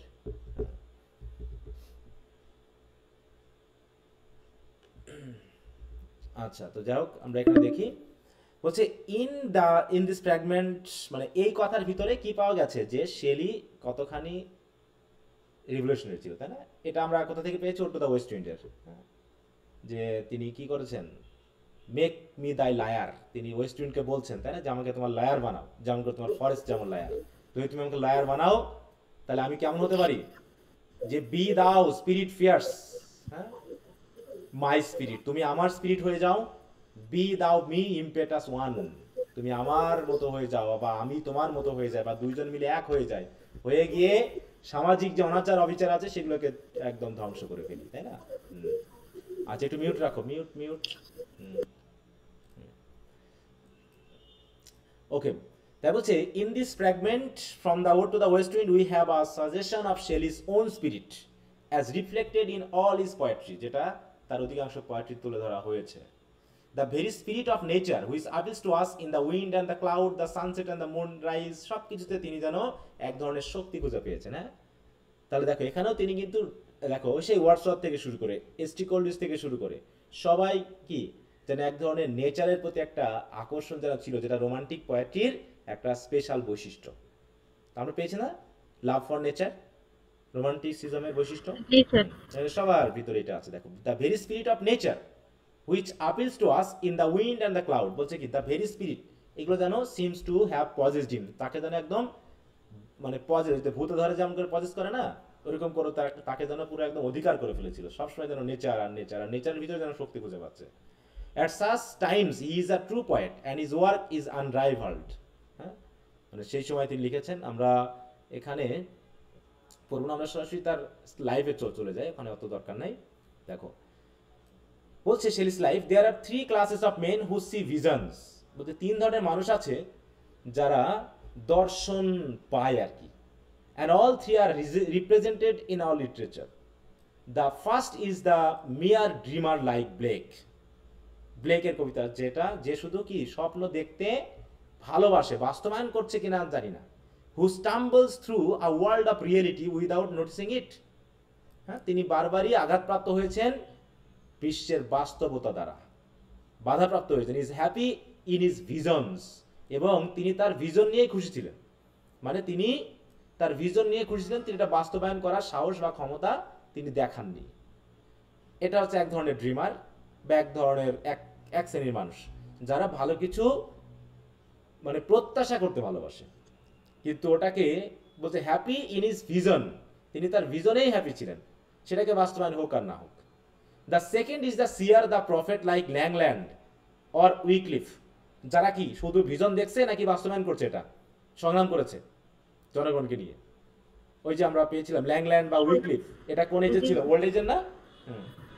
ওল্ড এজে তারা কি করেছে? তারা দল গঠন করেছে এবং সামাজিক অবিচার অনাচারগুলোকে প্রতিহত করার চেষ্টা করেছে। হ্যাঁ, যে who sees vision and quietly goes to work, তারা ভিজনও দেখে এবং কাজটাও বাস্তবায়ন করে in ways that men understand to make the present world a little more like the ideal one which he sees in his vision, মানে যারা ভিজনে যা দেখে সেটাকে তারা বাস্তবায়ন করার চেষ্টা করে।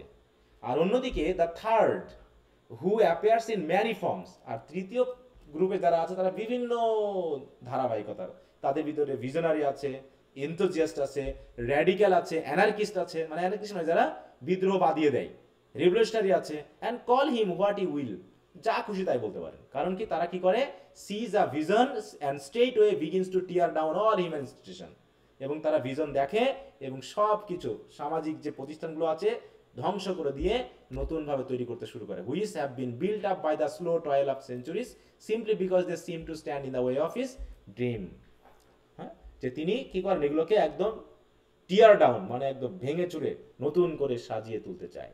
যেগুলো সেঞ্চুরির পর সেঞ্চুরি ধরে প্রতিষ্ঠিত করা হয়েছিল সেগুলোকে সিম্পলি কি করে, because they seem to stand in the way of his freedom, কারণ তারা স্বপ্নের মতো দেখতে ভালোবাসে, কিন্তু বাস্তবায়ন করার জন্য ওইগুলোকে রূপান্তর করার জন্য আমাকে নতুন করে সৃষ্টি করতে হবে। তাই তিনি ভাঙতে চান, ধ্বংস করতে চান, ধ্বংস করার মাধ্যমে ভালো কিছুকে আবার নতুন করে তুলে আনতে চান। To the latter class belongs Shelley, অতএব আমরা লাস্টের যে ক্লাসের কথা বলছি এই ক্লাসের মধ্যেই পরে হচ্ছে শেলি।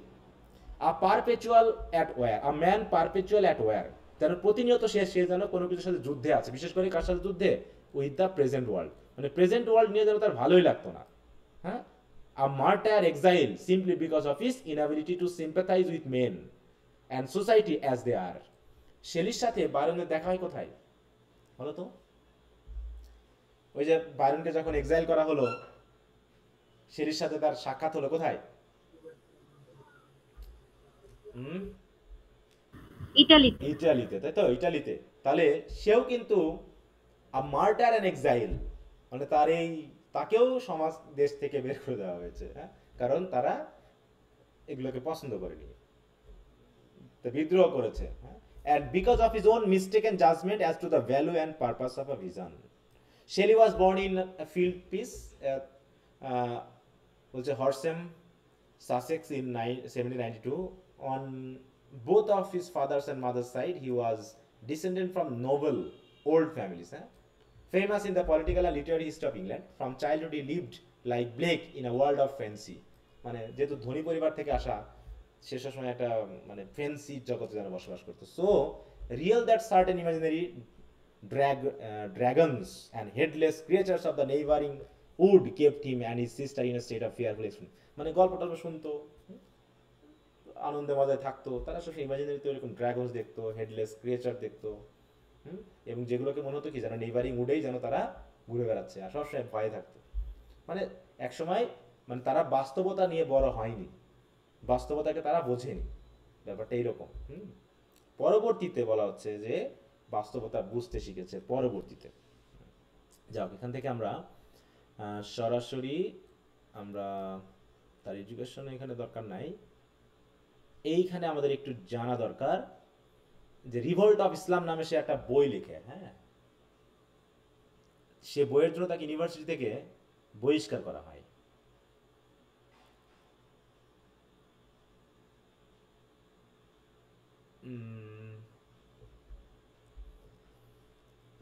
স্যার, রিভল্ট অফ ইসলাম মানে কি?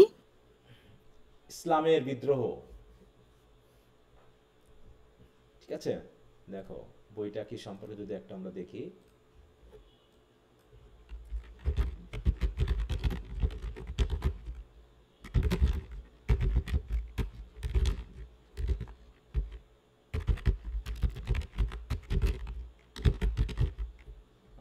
রিভল্ট,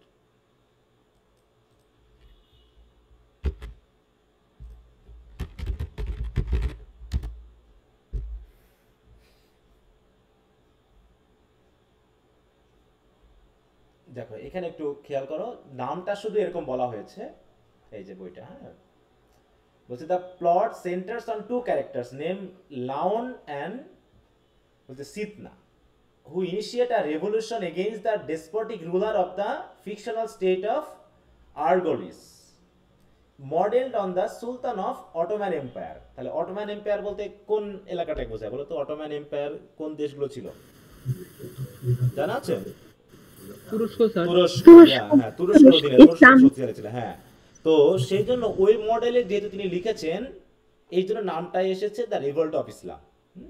কিন্তু আসলে ইসলামের বিরুদ্ধে বা ইসলাম বিষয়ে কোনো কিছু এখানে যে খুব একটা ছিল তা নাই। বলছে despite its title the poem has nothing to do with Islam in particular, though the general subject of religion is address. এখানে রিলিজিয়ন নিয়ে কথা বলা হয়েছে, কিন্তু ইসলাম সম্পর্কে তেমন কিছু বলা হয়নি, বরং একটা সুলতানকে মডেল ধরে তিনি একটা ডেসপটিক রুলার, ডেসপটিক মানে কি বলো তো, স্বৈরতান্ত্রিক, তাই তো, একটা সরকারের বিরুদ্ধে যে বিদ্রোহ সেটার কথা মেনলি এখানে তুলে ধরা হয়েছে। হ্যাঁ, আচ্ছা, তো বলা হচ্ছে দেখো এখানে তার বইটা সম্পর্কে খুব একটা বলা নেই। দ্য নেসেসিটি অফ এথিইজম আবার বলা হচ্ছে এখানে, কয়েক এইটার জন্য তাকে বিশেষ করে বহিষ্কার করা হয়, দ্য নেসেসিটি অফ এথিইজম।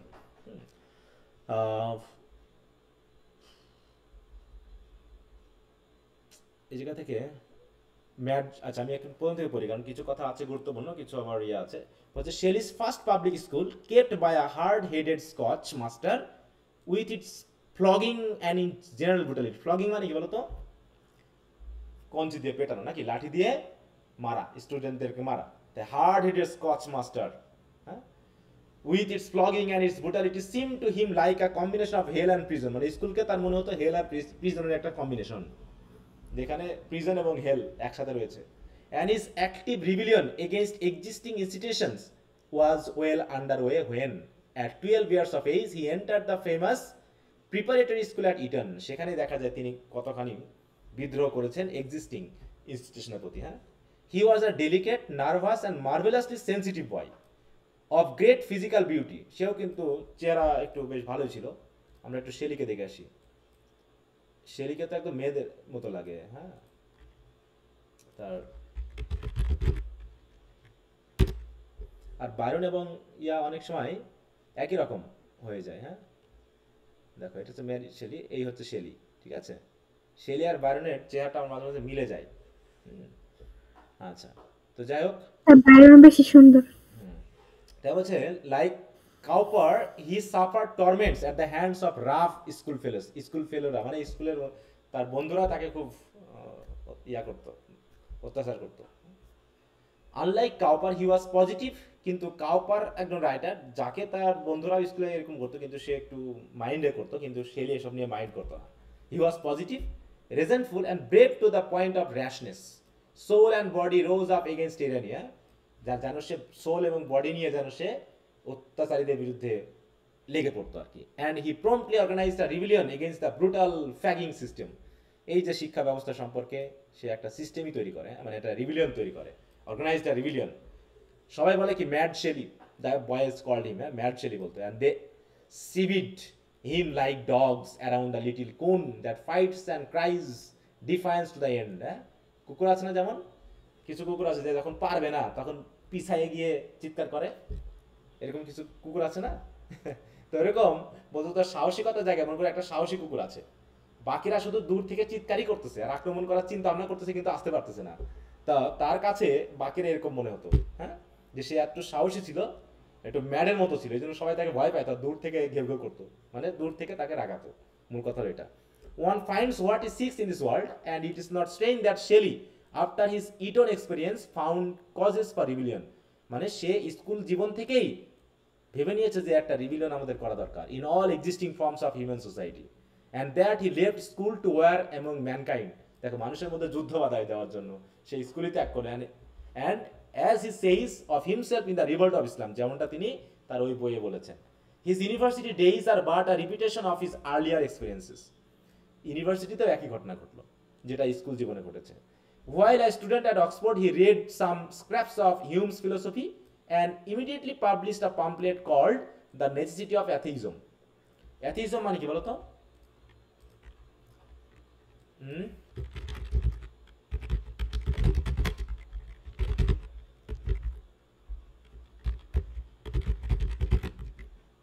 অ্যাথিজম বুঝো? ধর্মে বিশ্বাস। না না না না, ও তো থেইজম, নাস্তিকতা, নাস্তিকতাবাদ। হ্যাঁ, নাস্তিকতাবাদ। দেখো, আচ্ছা আমি একটু সংক্ষেপে দেখতে চাইলাম what is the theme of atheism. এটা দেখো, Shelley made a number of claims in necessity, including that one's beliefs are involuntary and therefore that atheists do not choose to be so and should be persecuted. দেখো, কাদেরকে তিনি পারসিকিউট করতে বলেছেন? দেখো বলছে atheists do not choose to be so and should not be persecuted. তার মানে কি তিনি অ্যাথিইজমকে কি সাপোর্ট করেছেন নাকি সাপোর্ট করেননি? বলছে করেনি। না, সাপোর্ট করেছেন। তিনি মনে করেছেন বিশ্বাস, ধর্মীয় বিশ্বাসটা হচ্ছে ঠিক আছে মানুষের নিজস্ব একটা, হ্যাঁ, and that atheist do not choose to be so, অ্যাথিস্টরা তাদের নিজস্ব মতো চলবে, and should not be persecuted. এবং এই কারণেই আগের যুগে যারা নাস্তিক ছিল তাদেরকে খুব খারাপভাবে দেখা হতো বা ইয়া করা হতো, সেটাকে পক্ষ স্যার ক্লাস নিয়েছে। তো শেষ হ্যাঁ হচ্ছে অলরেডি। হ্যাঁ ঠিক আছে, হ্যাঁ ক্লাস শেষ হলে আমি লিঙ্ক দিব, সমস্যা নেই। হ্যাঁ লিঙ্ক দিব, চিন্তা করার কোনো কারণ নেই। বলছে atheism in general the critique and denial of metaphysical beliefs in God or spiritual being. তাহলে অ্যাথিজম বলতে আমরা বুঝি কি, যে আমরা যে গড নামক যে একটা বিষয়কে পাচ্ছি বা স্পিরিচুয়াল যে বিংকে আমরা বিশ্বাস করছি, এটাকে তারা ডিনাই করে। তারা মনে করে এরকম কিছু নাই, হ্যাঁ এরকম কিছু আসলে নাই। আর এটা নেসেসিটিকে তিনি বলেছেন যে এটা দরকার আছে, হ্যাঁ তাই এরকম আর কি বিষয়টা। ওকে, তো আসি। বলছে the necessity of atheism it was a crude, বলছে crude foolish piece of work. এখানে তিনি যা দেখিয়েছেন সেটা আসলে একদম নিম্নমানের একটা লেখা। And Shelley distributed it by post to everyone to whom it might be give offence, হ্যাঁ, এবং তাদেরকে সেগুলো পোস্ট করে পাঠাতো, যাদের কাছে পাঠালে মনে হবে তারা একটু খেপে উঠবে। Naturally this brought on a conflict with authorities but Shelley would not listen to reason. হ্যাঁ, তাহলে কনফ্লিক্ট বেঁধে গেল অক্সফোর্ডের অথরিটির সাথে, কিন্তু কারো যুক্তি সে মানতে নারাজ। অ্যান্ড মেক অ্যানি এক্সপ্লেনেশন, এবং সে এক্সপ্লেনেশনও করতো। অ্যান্ড শেষ পর্যন্ত was expelled from the university in 1811। 1811 সালে তাকে কি করা হয়, ইউনিভার্সিটি থেকে বাতিল করা হয়। Shelley's marriage was even more unfortunate while living in London on a gorgeous sister's pocket money. সে তার সিস্টারের পকেট মানিতে চলতো। A certain young school girl Harriet Westbrook was attracted by Shelley's crude revolutionary doctrines. তার এই ডক্টরিনের প্রতি একটা মেয়ে আবার অ্যাট্রাক্টেড হয়, হ্যাঁ, Harriet ওয়েস্টবুক। She promptly left school as her own personal part.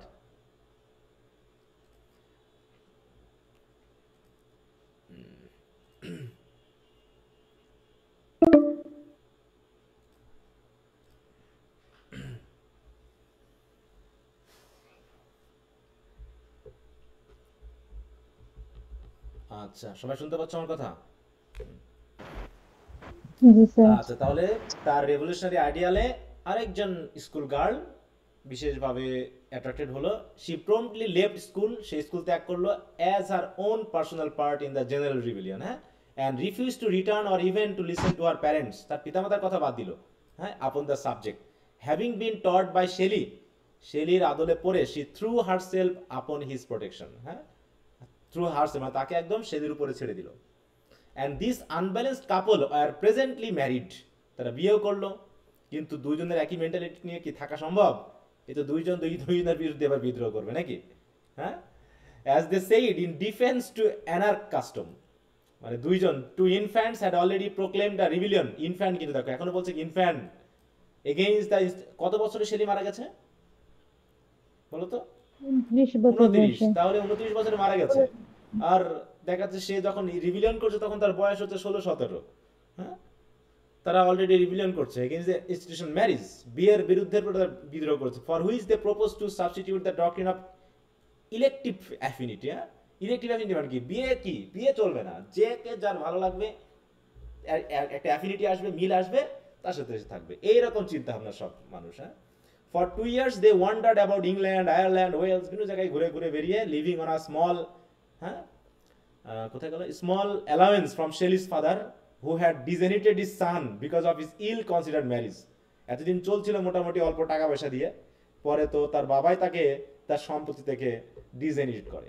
The pair soon separated and 2 years later Shelley having formed a strong friendship with one Godwin, a leader of young enthusiasts and a preacher of anarchy, দেখো, হ্যাঁ, presently showed his believe in Godwin's theories by eloping with his daughter.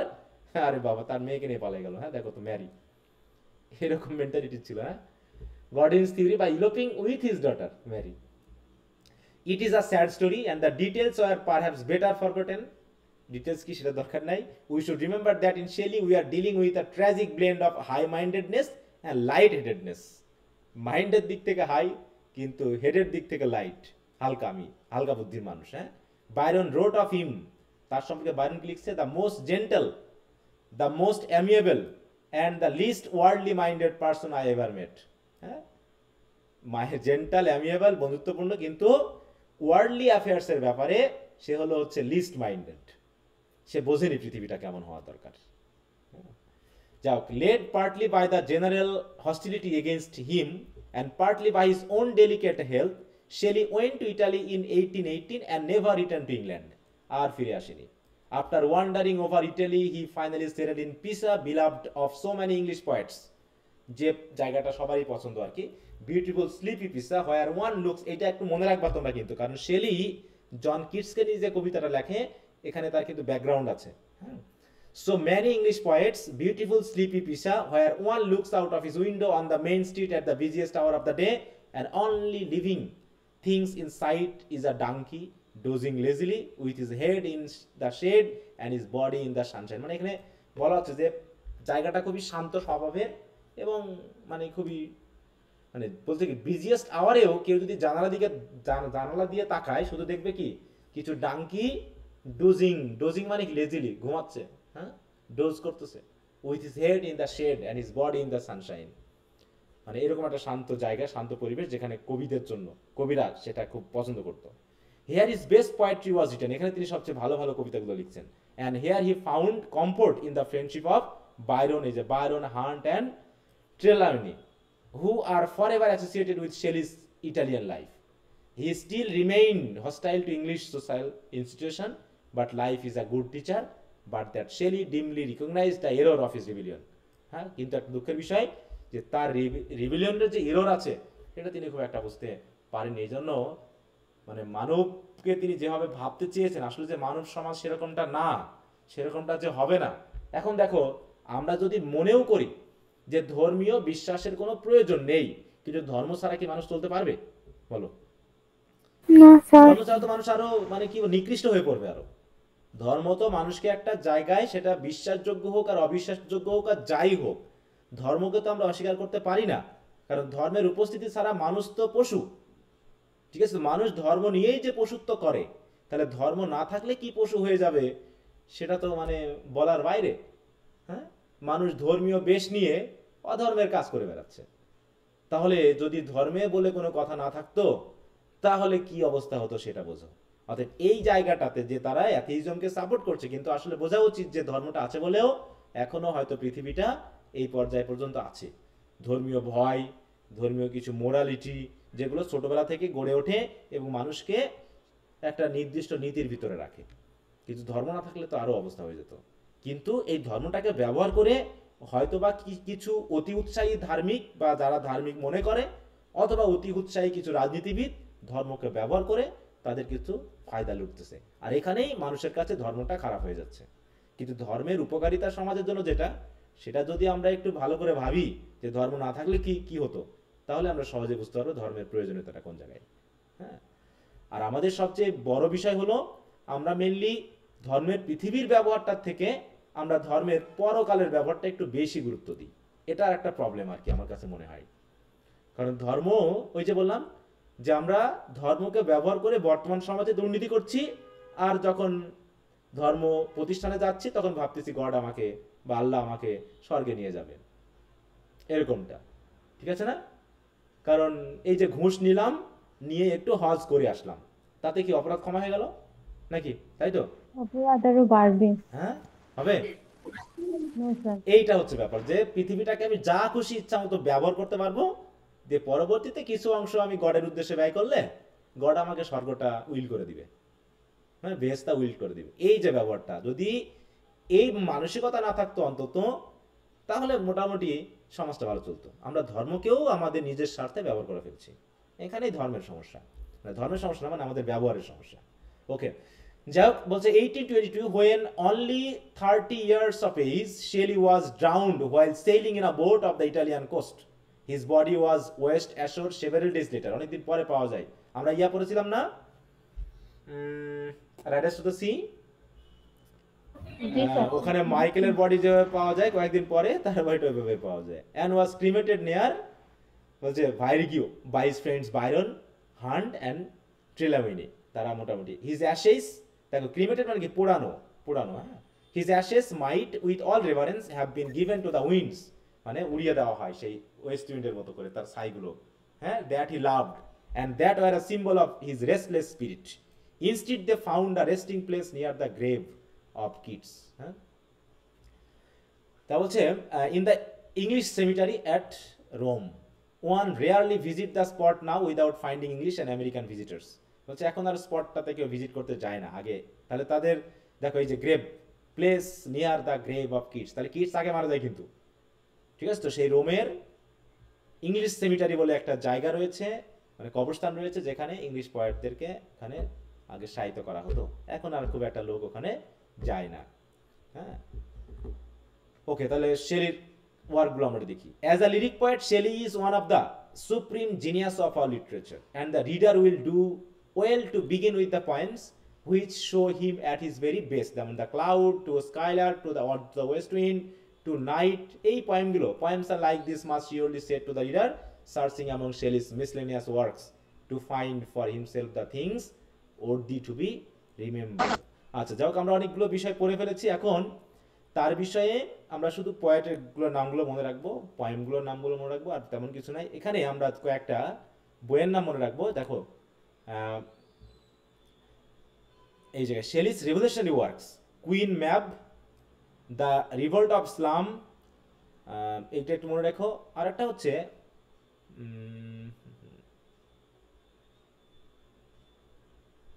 এই যে অ্যাডোনাইজ আসছে, এটা হচ্ছে যেটা তোমাদের আছে মনে হয়, তাই নাকি? এইটা আছে না, স্কাইলার আর এডোনাইস, তাই তো? এই দুটা কবিতা আছে, এই দুটা খেয়াল রাখবো আমরা। Shelley's imagined he found his long short ideal of womanhood. With this should be read Adonais, the best known of Shelley's longer poems. Adonais is a wonderful threnody or a song of grief over the death of poet Keats. Even in his grief, Shelley still preserves a sense of unreality and calls in many shadowy allegorical figures like sad spring, weeping hours, gloomy, মানে তিনিও ওই abstract আইডিয়াগুলোকে character বানিয়ে personify করে তিনি কিটসের প্রতি এক ধরনের ভালোবাসা শো করার চেষ্টা করেছেন। The whole poem is a succession of dream pictures, exquisitely beautiful, such as only Shelley could imagine. যে বিউটিটা শুধু শেলি ইমাজিন করতে পারে। And it holds its place with Milton's Lycidas and Tennyson's In Memoriam as one of the three greatest elegies in our language. খেয়াল রাখো, তাহলে তিনটা beautiful এলিজির নাম যদি লিখতে বলা হয়, কি কি লিখবো বলো? তাহলে অ্যাডোনাইস কি একটা এলিজি নাকি? তাহলে শেলির হচ্ছে অ্যাডোনাইস, মিল্টনের হচ্ছে কি লাইসিডাস, আর টেনিসনের কি মেমোরিয়াম। এই তিনটা একটু ভালো করে লেখা রাখবা, যে যদি বলা হয় ইংলিশ ল্যাঙ্গুয়েজে তিনটা গ্রেটেস্ট এলিজির নাম লেখো, তাহলে এই তিনটা যেন আমরা একটু মনে রাখি। In his interpretation of nature, Shelley suggests Wordsworth both by resemblance and contrast. কখনো তিনি কিছুটা সমতাও দেখিয়েছেন ওয়ার্ডসওয়ার্থের সাথে, কখনো তিনি কন্ট্রাস্টও দেখিয়েছেন, হ্যাঁ। বিশেষ করে ওয়ার্ডসওয়ার্থের আমরা দেখেছি যে এটা হচ্ছে গুড নেচার, হ্যাঁ, মানে তার ভিতরে এক ধরনের কাইন্ডনেস আছে নেচারের ভিতরে। আর শেলি দেখেছেন কি, এখানে দেখেছেন রেভলিউশনারি স্পিরিট আছে, হ্যাঁ। সেটা স্কাইলার বলো, ওয়েস্ট উইন্ড বলো, এগুলোর মধ্যে এক ধরনের স্পিরিট আছে যেটা কি করতে পারে, সামাজিক অনাচার অবিচারকে দূর করে একটা সুষ্ঠু সমাজ গঠনে সাহায্য করতে পারে। মানে এটাকে জাস্ট একটা এলিমেন্ট হিসেবে ব্যবহার করেছে, একটা ইনস্ট্রুমেন্ট হিসেবে ব্যবহার করেছে গুড সোসাইটিকে এস্টাবলিশ করার জন্য। কিন্তু ওয়ার্ডসওয়ার্থ কি করেছেন, তিনি ওটাকে তার জীবনের একটা অংশ হিসেবে ওখানেই ঘুমিয়ে টুমিয়ে নিজের জীবনটাকে সাহিত্য করতেছেন, সমাজের যাহাই হোক, হ্যাঁ। তিনি সমাজ নিয়ে ভাবেননি, তিনি নেচারের ভিতরে নিজের হ্যাপিনেসটা খুঁজে নেওয়ার চেষ্টা করেছেন। তার হচ্ছে তিনটা বিউটিফুল, হ্যাঁ, the cloud, the skylark and the West wind, three of the most beautiful poems in our language have no definite message for humanity. বলছে সুন্দর কবিতা কিন্তু ডেফিনিট কোনো মেসেজ নাই। তাহলে মেসেজটা কি? মেসেজ হচ্ছে যে প্রকৃতি কেমন, প্রকৃতি আমাদেরকে কিভাবে হেল্প করতে পারে আর কি, এই। আচ্ছা, তাহলে এই হলো মোটামুটি শেলি সম্পর্কে কথা, এগুলো দরকার নাই। এরপরে আসে আমাদের last poet, major last poet হচ্ছে জন কিটস। তার সম্পর্কে আমরা একটু দেখি। Keats was not only the last but also the most perfect of the romanticist. তাহলে যত রোমান্টিক পয়েটস আছে তাদের ভিতর তাকে পারফেক্ট বলা হচ্ছে। While Scott was merely telling stories, যেখানে স্কট শুধু গল্প বলে গেছে, Wordsworth reforming poetry or upholding the moral law, যেখানে ওয়ার্ডসওয়ার্থ শুধু পোয়েট্রিকে রিফর্ম করার চেষ্টা করেছে এবং মোরাল লকে তুলে ধরার চেষ্টা করেছে। অন্যদিকে শেলি অ্যাডভোকেটিং ইম্পসিবল রিফর্মস, যেখানে অসম্ভব, যেগুলো সম্ভব না এরকম কিছু রিফর্মকে অ্যাডভোকেট করেছে শেলি। অন্যদিকে Byron voicing his own egoism and the political disconnect of the time, এবং রাজনৈতিক ডিসকানেক্ট তিনি শো করতে চেয়েছেন। সেখানে Keats lived apart from men, সেখানে তিনি মানব সমাজ থেকে দূরে বসবাস করছেন Kitts, and from all political measures, তিনি কোনো রাজনৈতিক ইস্যুর ভিতর ছিলেন না। তিনি শুধু কি করেছেন? worshipping beauty like a devotee, perfectly content to write what was in his own heart or to reflect some splendor of the natural world as he saw and dreamed it। মানে কি, তিনি মানব সমাজ থেকে দূরে বসবাস করে তার যেটা ভালো লাগছে, তার কাছে যেটা মনে হচ্ছে হার্ট কন্টেন্ট, নিজের কাছে ভালো লাগার বিষয়, এবং যেগুলো মনে হচ্ছে তার ন্যাচারাল স্প্লেন্ডারকে বা সৌন্দর্যকে তুলে ধরবে, তিনি সেগুলোকেই তার কবিতার ভিতরে তুলে ধরেছেন। এছাড়া কি, যেমন আমরা ওড টু অটাম পড়েছি, তাই না? ওড টু অটাম যেটা পড়েছি, এখানে কি কি দেখানো হয়েছে? ওই নেচারের সৌন্দর্য দেখানো হয়েছে, তাই না? যে খারাপ বলে কিছু নেই, অসুন্দর বলে কিছু নাই। তিনি দেখিয়েছেন সবকিছুর মধ্যে একটা সৌন্দর্য আছে, আলাদা সৌন্দর্য আছে, যেটা হয়তো অন্য কারোর ভিতরে নাই। এটা he had moreover the novel idea that poetry exist for its own shake and suffers loss by being devoted to philosophical and politics। তিনি মনে করেন যে পোয়েট্রির সবচেয়ে নতুন আইডিয়া হলো কি, পোয়েট্রির জন্য, এখানে ফিলোসফি বা পলিটিক্স আনলে পারে পোয়েট্রি এক ধরনের ক্ষতির শিকার হয়। হ্যাঁ, পোয়েট্রিকে কখনোই পলিটিক্স বা রিলিজিয়ান বা ফিলোসফির সাথে মেলানো ঠিক না। হ্যাঁ, এরকম করে তিনি এই বিষয়টাকে দেখিয়েছেন, তত্ত্বটা। আচ্ছা, এগুলো অত দরকার নাই। আমরা একটু দেখি শর্ট তার লাইফ টাইপে দেখি। বলছে, দেখে, when we remember that all his work was published in 3 short years from 1817 1820, দেখো, and that he died when only 25 years old। তার কত বছর বয়সে মারা যায়? 25, তাই তো? ওয়ার্ডসওয়ার্থ কত বছর বয়সে মারা যায় বলো তো? ওয়ার্ডসওয়ার্থ কত বছর? হ্যাঁ, তাই তো? এসটি কোলরিজ কত জানা আছে? এই পয়েন্টদের এইজ এবং ইয়ারটা একটু আমাদেরকে মনে রাখতে হবে। হ্যাঁ,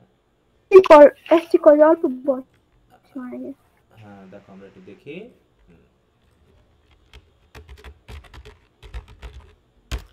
বায়রন কত বছর বয়সে মরলো? কত বছর বয়সে? 29।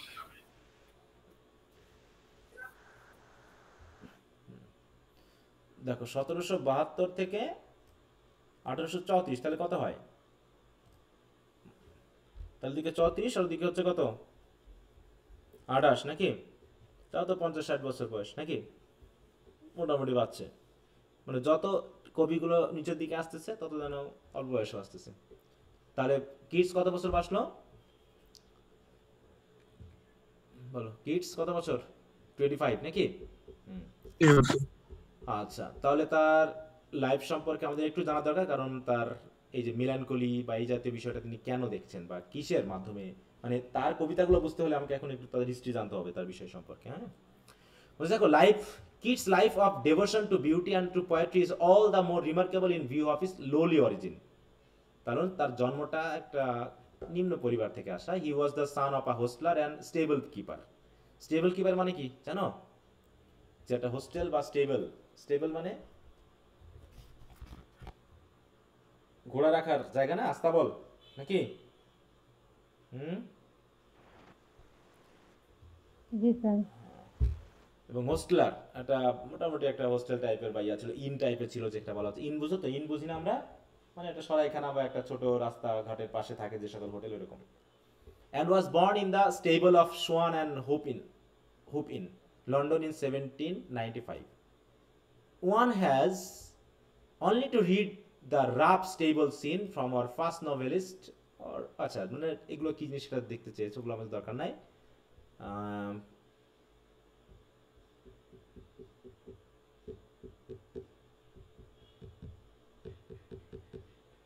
দেখো, সে সার্জনের দায়িত্ব পালন করছে, এটা আমরা একটু দেখবো। সে চিকিৎসা বিদ্যায় প্রথমে একটু ইয়া করতে চেয়েছিল। হ্যাঁ, বলছে, before kids was 15 years old, both parents died and he was placed with his brothers and sister in charge of guardians. হ্যাঁ, he was placed with মানে তাকে দায়িত্ব দেওয়া হলো তার ভাই বোনের দেখাশোনা করা।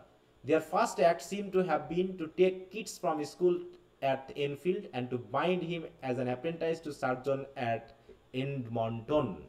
এখানে যেন স্কুল থেকে নিয়ে এসে তাকে এখন সার্জনের দায়িত্ব মানে সার্জনের সাথে অ্যাপ্রেন্টাইজ করে। অ্যাপ্রেন্টাইজ মানে কি জানেন? অ্যাপ্রেন্টাইজ মানে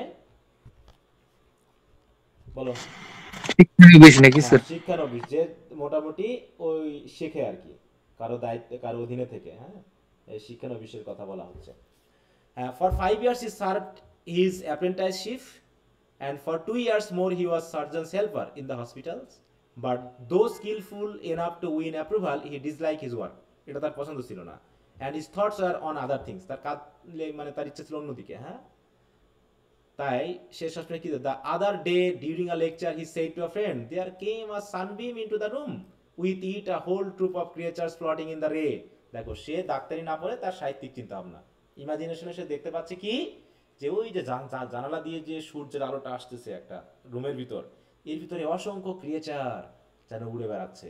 হ্যাঁ, and I was off with them to Oberon and Fairyland, এবং আমি জানো তাদের সাথে উড়ে ওই মানে মিথোলজিক্যাল অবেরনে চলে গেছি, আমি যেন কোনো ফেয়ারিল্যান্ডে চলে গেছি, আমি আর ক্লাসে মনোযোগ দিতে পারছি না। মানে মূল কথা হলো সে একটু ইমাজিনেটিভ টাইপের, সে ওই ডাক্তারি পেশা তার দ্বারা হবে না।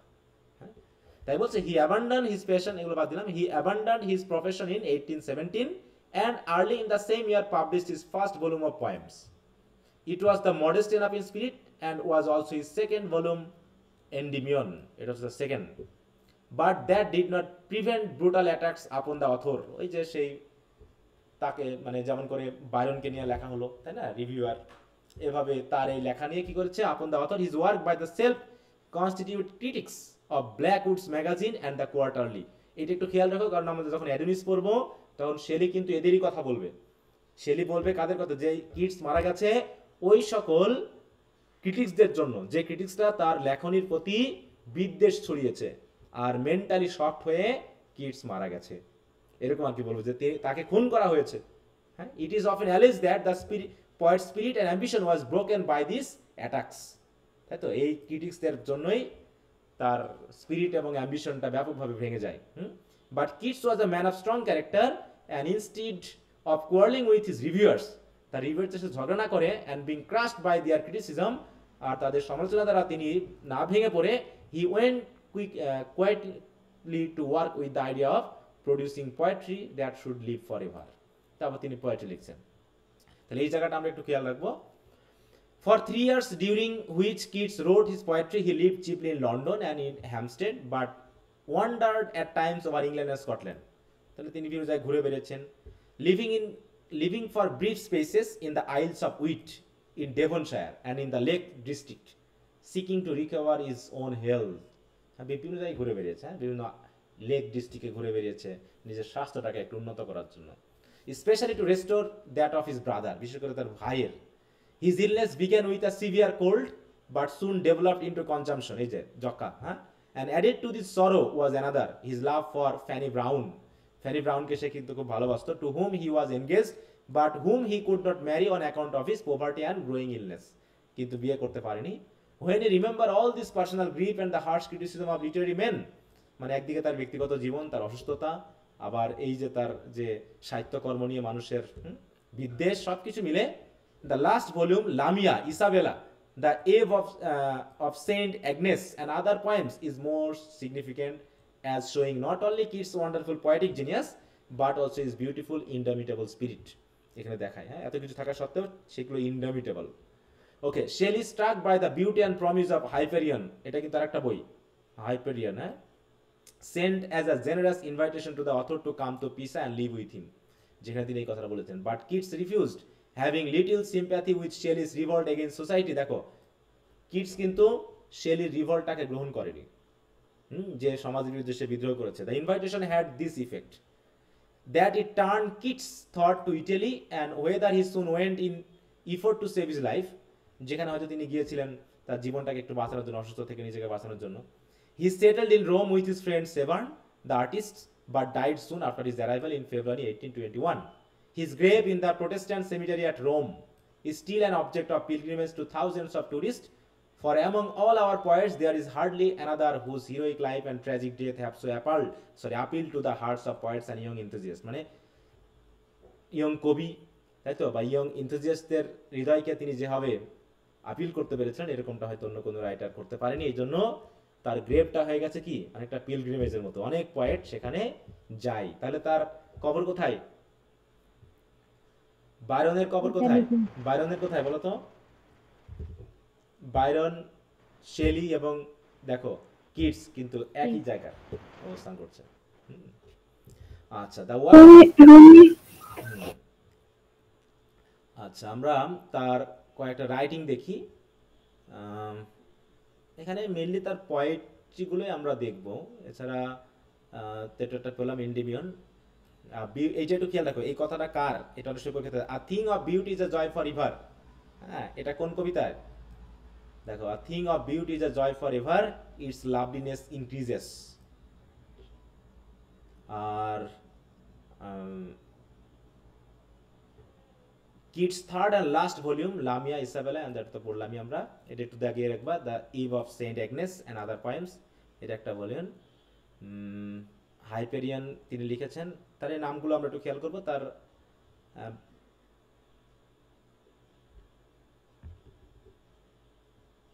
এখানে জাস্ট ওর আইডিয়া সম্পর্কে বলা আছে, এইখানে আমরা একটু দেখি। হ্যাঁ, it is by his short poems that Keats is known to the majority of present day readers. তাহলে এখন তিনি মেনলি পরিচিত তার এইসব বড় বড় কবিতার জন্য না, তার শর্ট পয়েমগুলোর জন্য। Among this exquisite shorter poems we mention not only the four odes, যেমন ode on a Grecian urn, to a nightingale, to autumn and to Psyche. এর ভিতরে তোমাদের আছে কোনটা কোনটা বলো তো?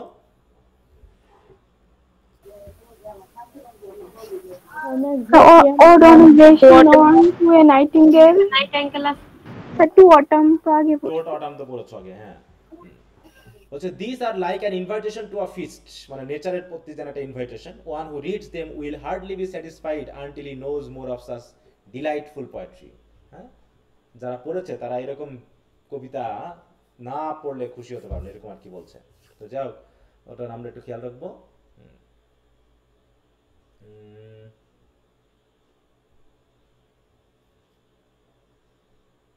অ্যাডোনাইসের কথা তো আছে, যে একটা তাকে নিয়ে লেখা, শেলি মেনলি লিখেছে তাকে নিয়ে, তার প্রশংসা করে অ্যাডোনাইস বলে সম্বোধন করা হচ্ছে তাকে।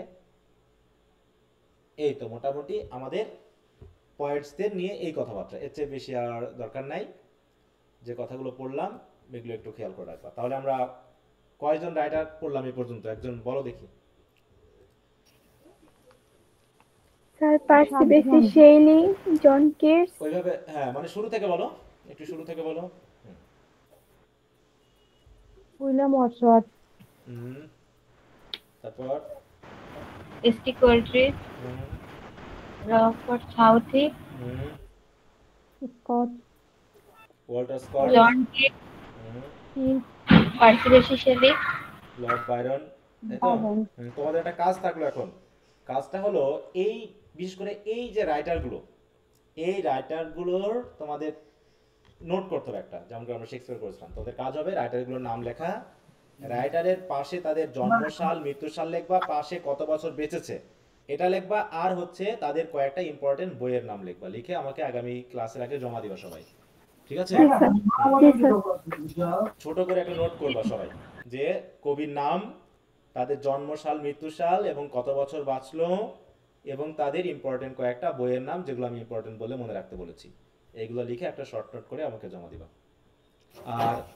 আর আগামী ক্লাসের মধ্যে তোমরা এই যে an ABC of English literature বলেছি, অন্তত রোমান্টিক এজ পর্যন্ত তোমাদের যে ওখানে ইম্পর্টেন্ট ফিচারগুলো দেওয়া আছে সেগুলো একটু সবাই পড়ে ফেলবা, মনে থাকবে? আচ্ছা, আর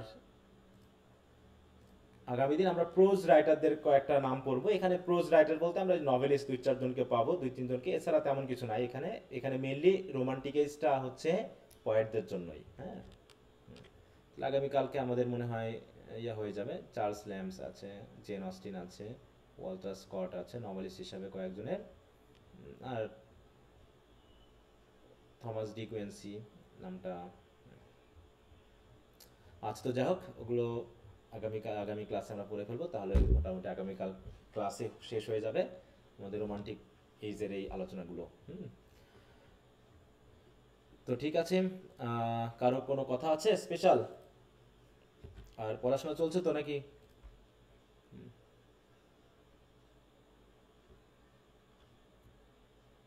23 তারিখে একটা টেস্ট নেওয়ার কথা আছে, তাই না? আর্মস অ্যান্ড দ্য ম্যানের ব্রড কোশ্চেন গুলো 24 তারিখের মধ্যে শেষ করতে হবে। অ্যান্সন দ্য ম্যানেজার তিনটাই কোশ্চেন, তিনটাই তো নাকি স্যার? আর একটা যে 2 নাম্বার দেয় না সেখানে, যে আদার্স ইম্পর্টেন্ট কোশ্চেন 2 নাম্বার, এটা কি পড়তে হবে? ওখানে দেখো, যদি তোমরা, আমি কি ওখানে কোনো নোট দিয়েছি? এখানে নোট স্যার তিনটাই আছে। হ্যাঁ, না মানে আমি কোনো কথা বলেছি ওখানে যে এটা পড়বা কি পড়বা না, বা নিজে নোট করে পড়ে নাও, এরকম কোনো কথা বলা হয়েছে?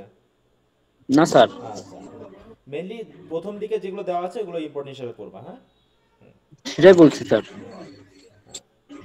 আচ্ছা, তো revise the life and Literary career of, Or হ্যাঁ বলো, of all. the Milton's letter poetry. Letter poetry দ্বারা কি বুঝাইছে? লেটার মানে পরবর্তী। স্যার এর আগে তো আমরা প্রোজ পড়ছি, তারপর আবার পোয়েট্রির কথা কেন বলছি? মানে বুঝলাম না। স্যার আগে তো আমরা পোয়েট্রি বিষয়ে আলোচনা করলাম, তারপরে প্রোজ পড়লাম মিল্টন, তারপরে আবার মিল্টনস লেটার পোয়েট্রি কেন? মিল্টন কোথায় আসলো? এখানে মিল্টনের কথা বলা হয়েছে? পিউরিটান নিজের কথা বলতেছি, সমস্যা আছে একটু। আহ, মানে এটা হচ্ছে মেজর আর মাইনরের কথা আছে, আর লেটার মানে কি পরবর্তী, মানে একটা হচ্ছে আর্লিয়ার লাইফ, একটা হচ্ছে লেটার লাইফ। মানে একটা হচ্ছে কি, একটা মিডিল যদি আমরা এজ হিসাবে ধরি, তাহলে একটা হচ্ছে ইয়ং এজের লেখা, আরটা হচ্ছে মোটামুটি এইজড হয়ে যাওয়া বা ভারী কি বয়সে লেখা, এই জন্য এই শব্দগুলো ইউজ করে থাকে। ঠিক আছে? হুম। যে মনে করে একসময় তুমি প্রথমে পোয়েট্রি লিখছো, পরে মাঝ পথে তুমি কিছু প্রোজ লিখছো, তারপর আবার পোয়েট্রি লিখছো, তাহলে আমি কিভাবে এই দুই দুই এজের পোয়েট্রিকে টার্ন করব বলো? আর্লিয়ার পোয়েট্রি আর্লি পোয়েট্রি আর লেটার পোয়েট্রি। Letter poetry. হ্যাঁ, এইভাবে।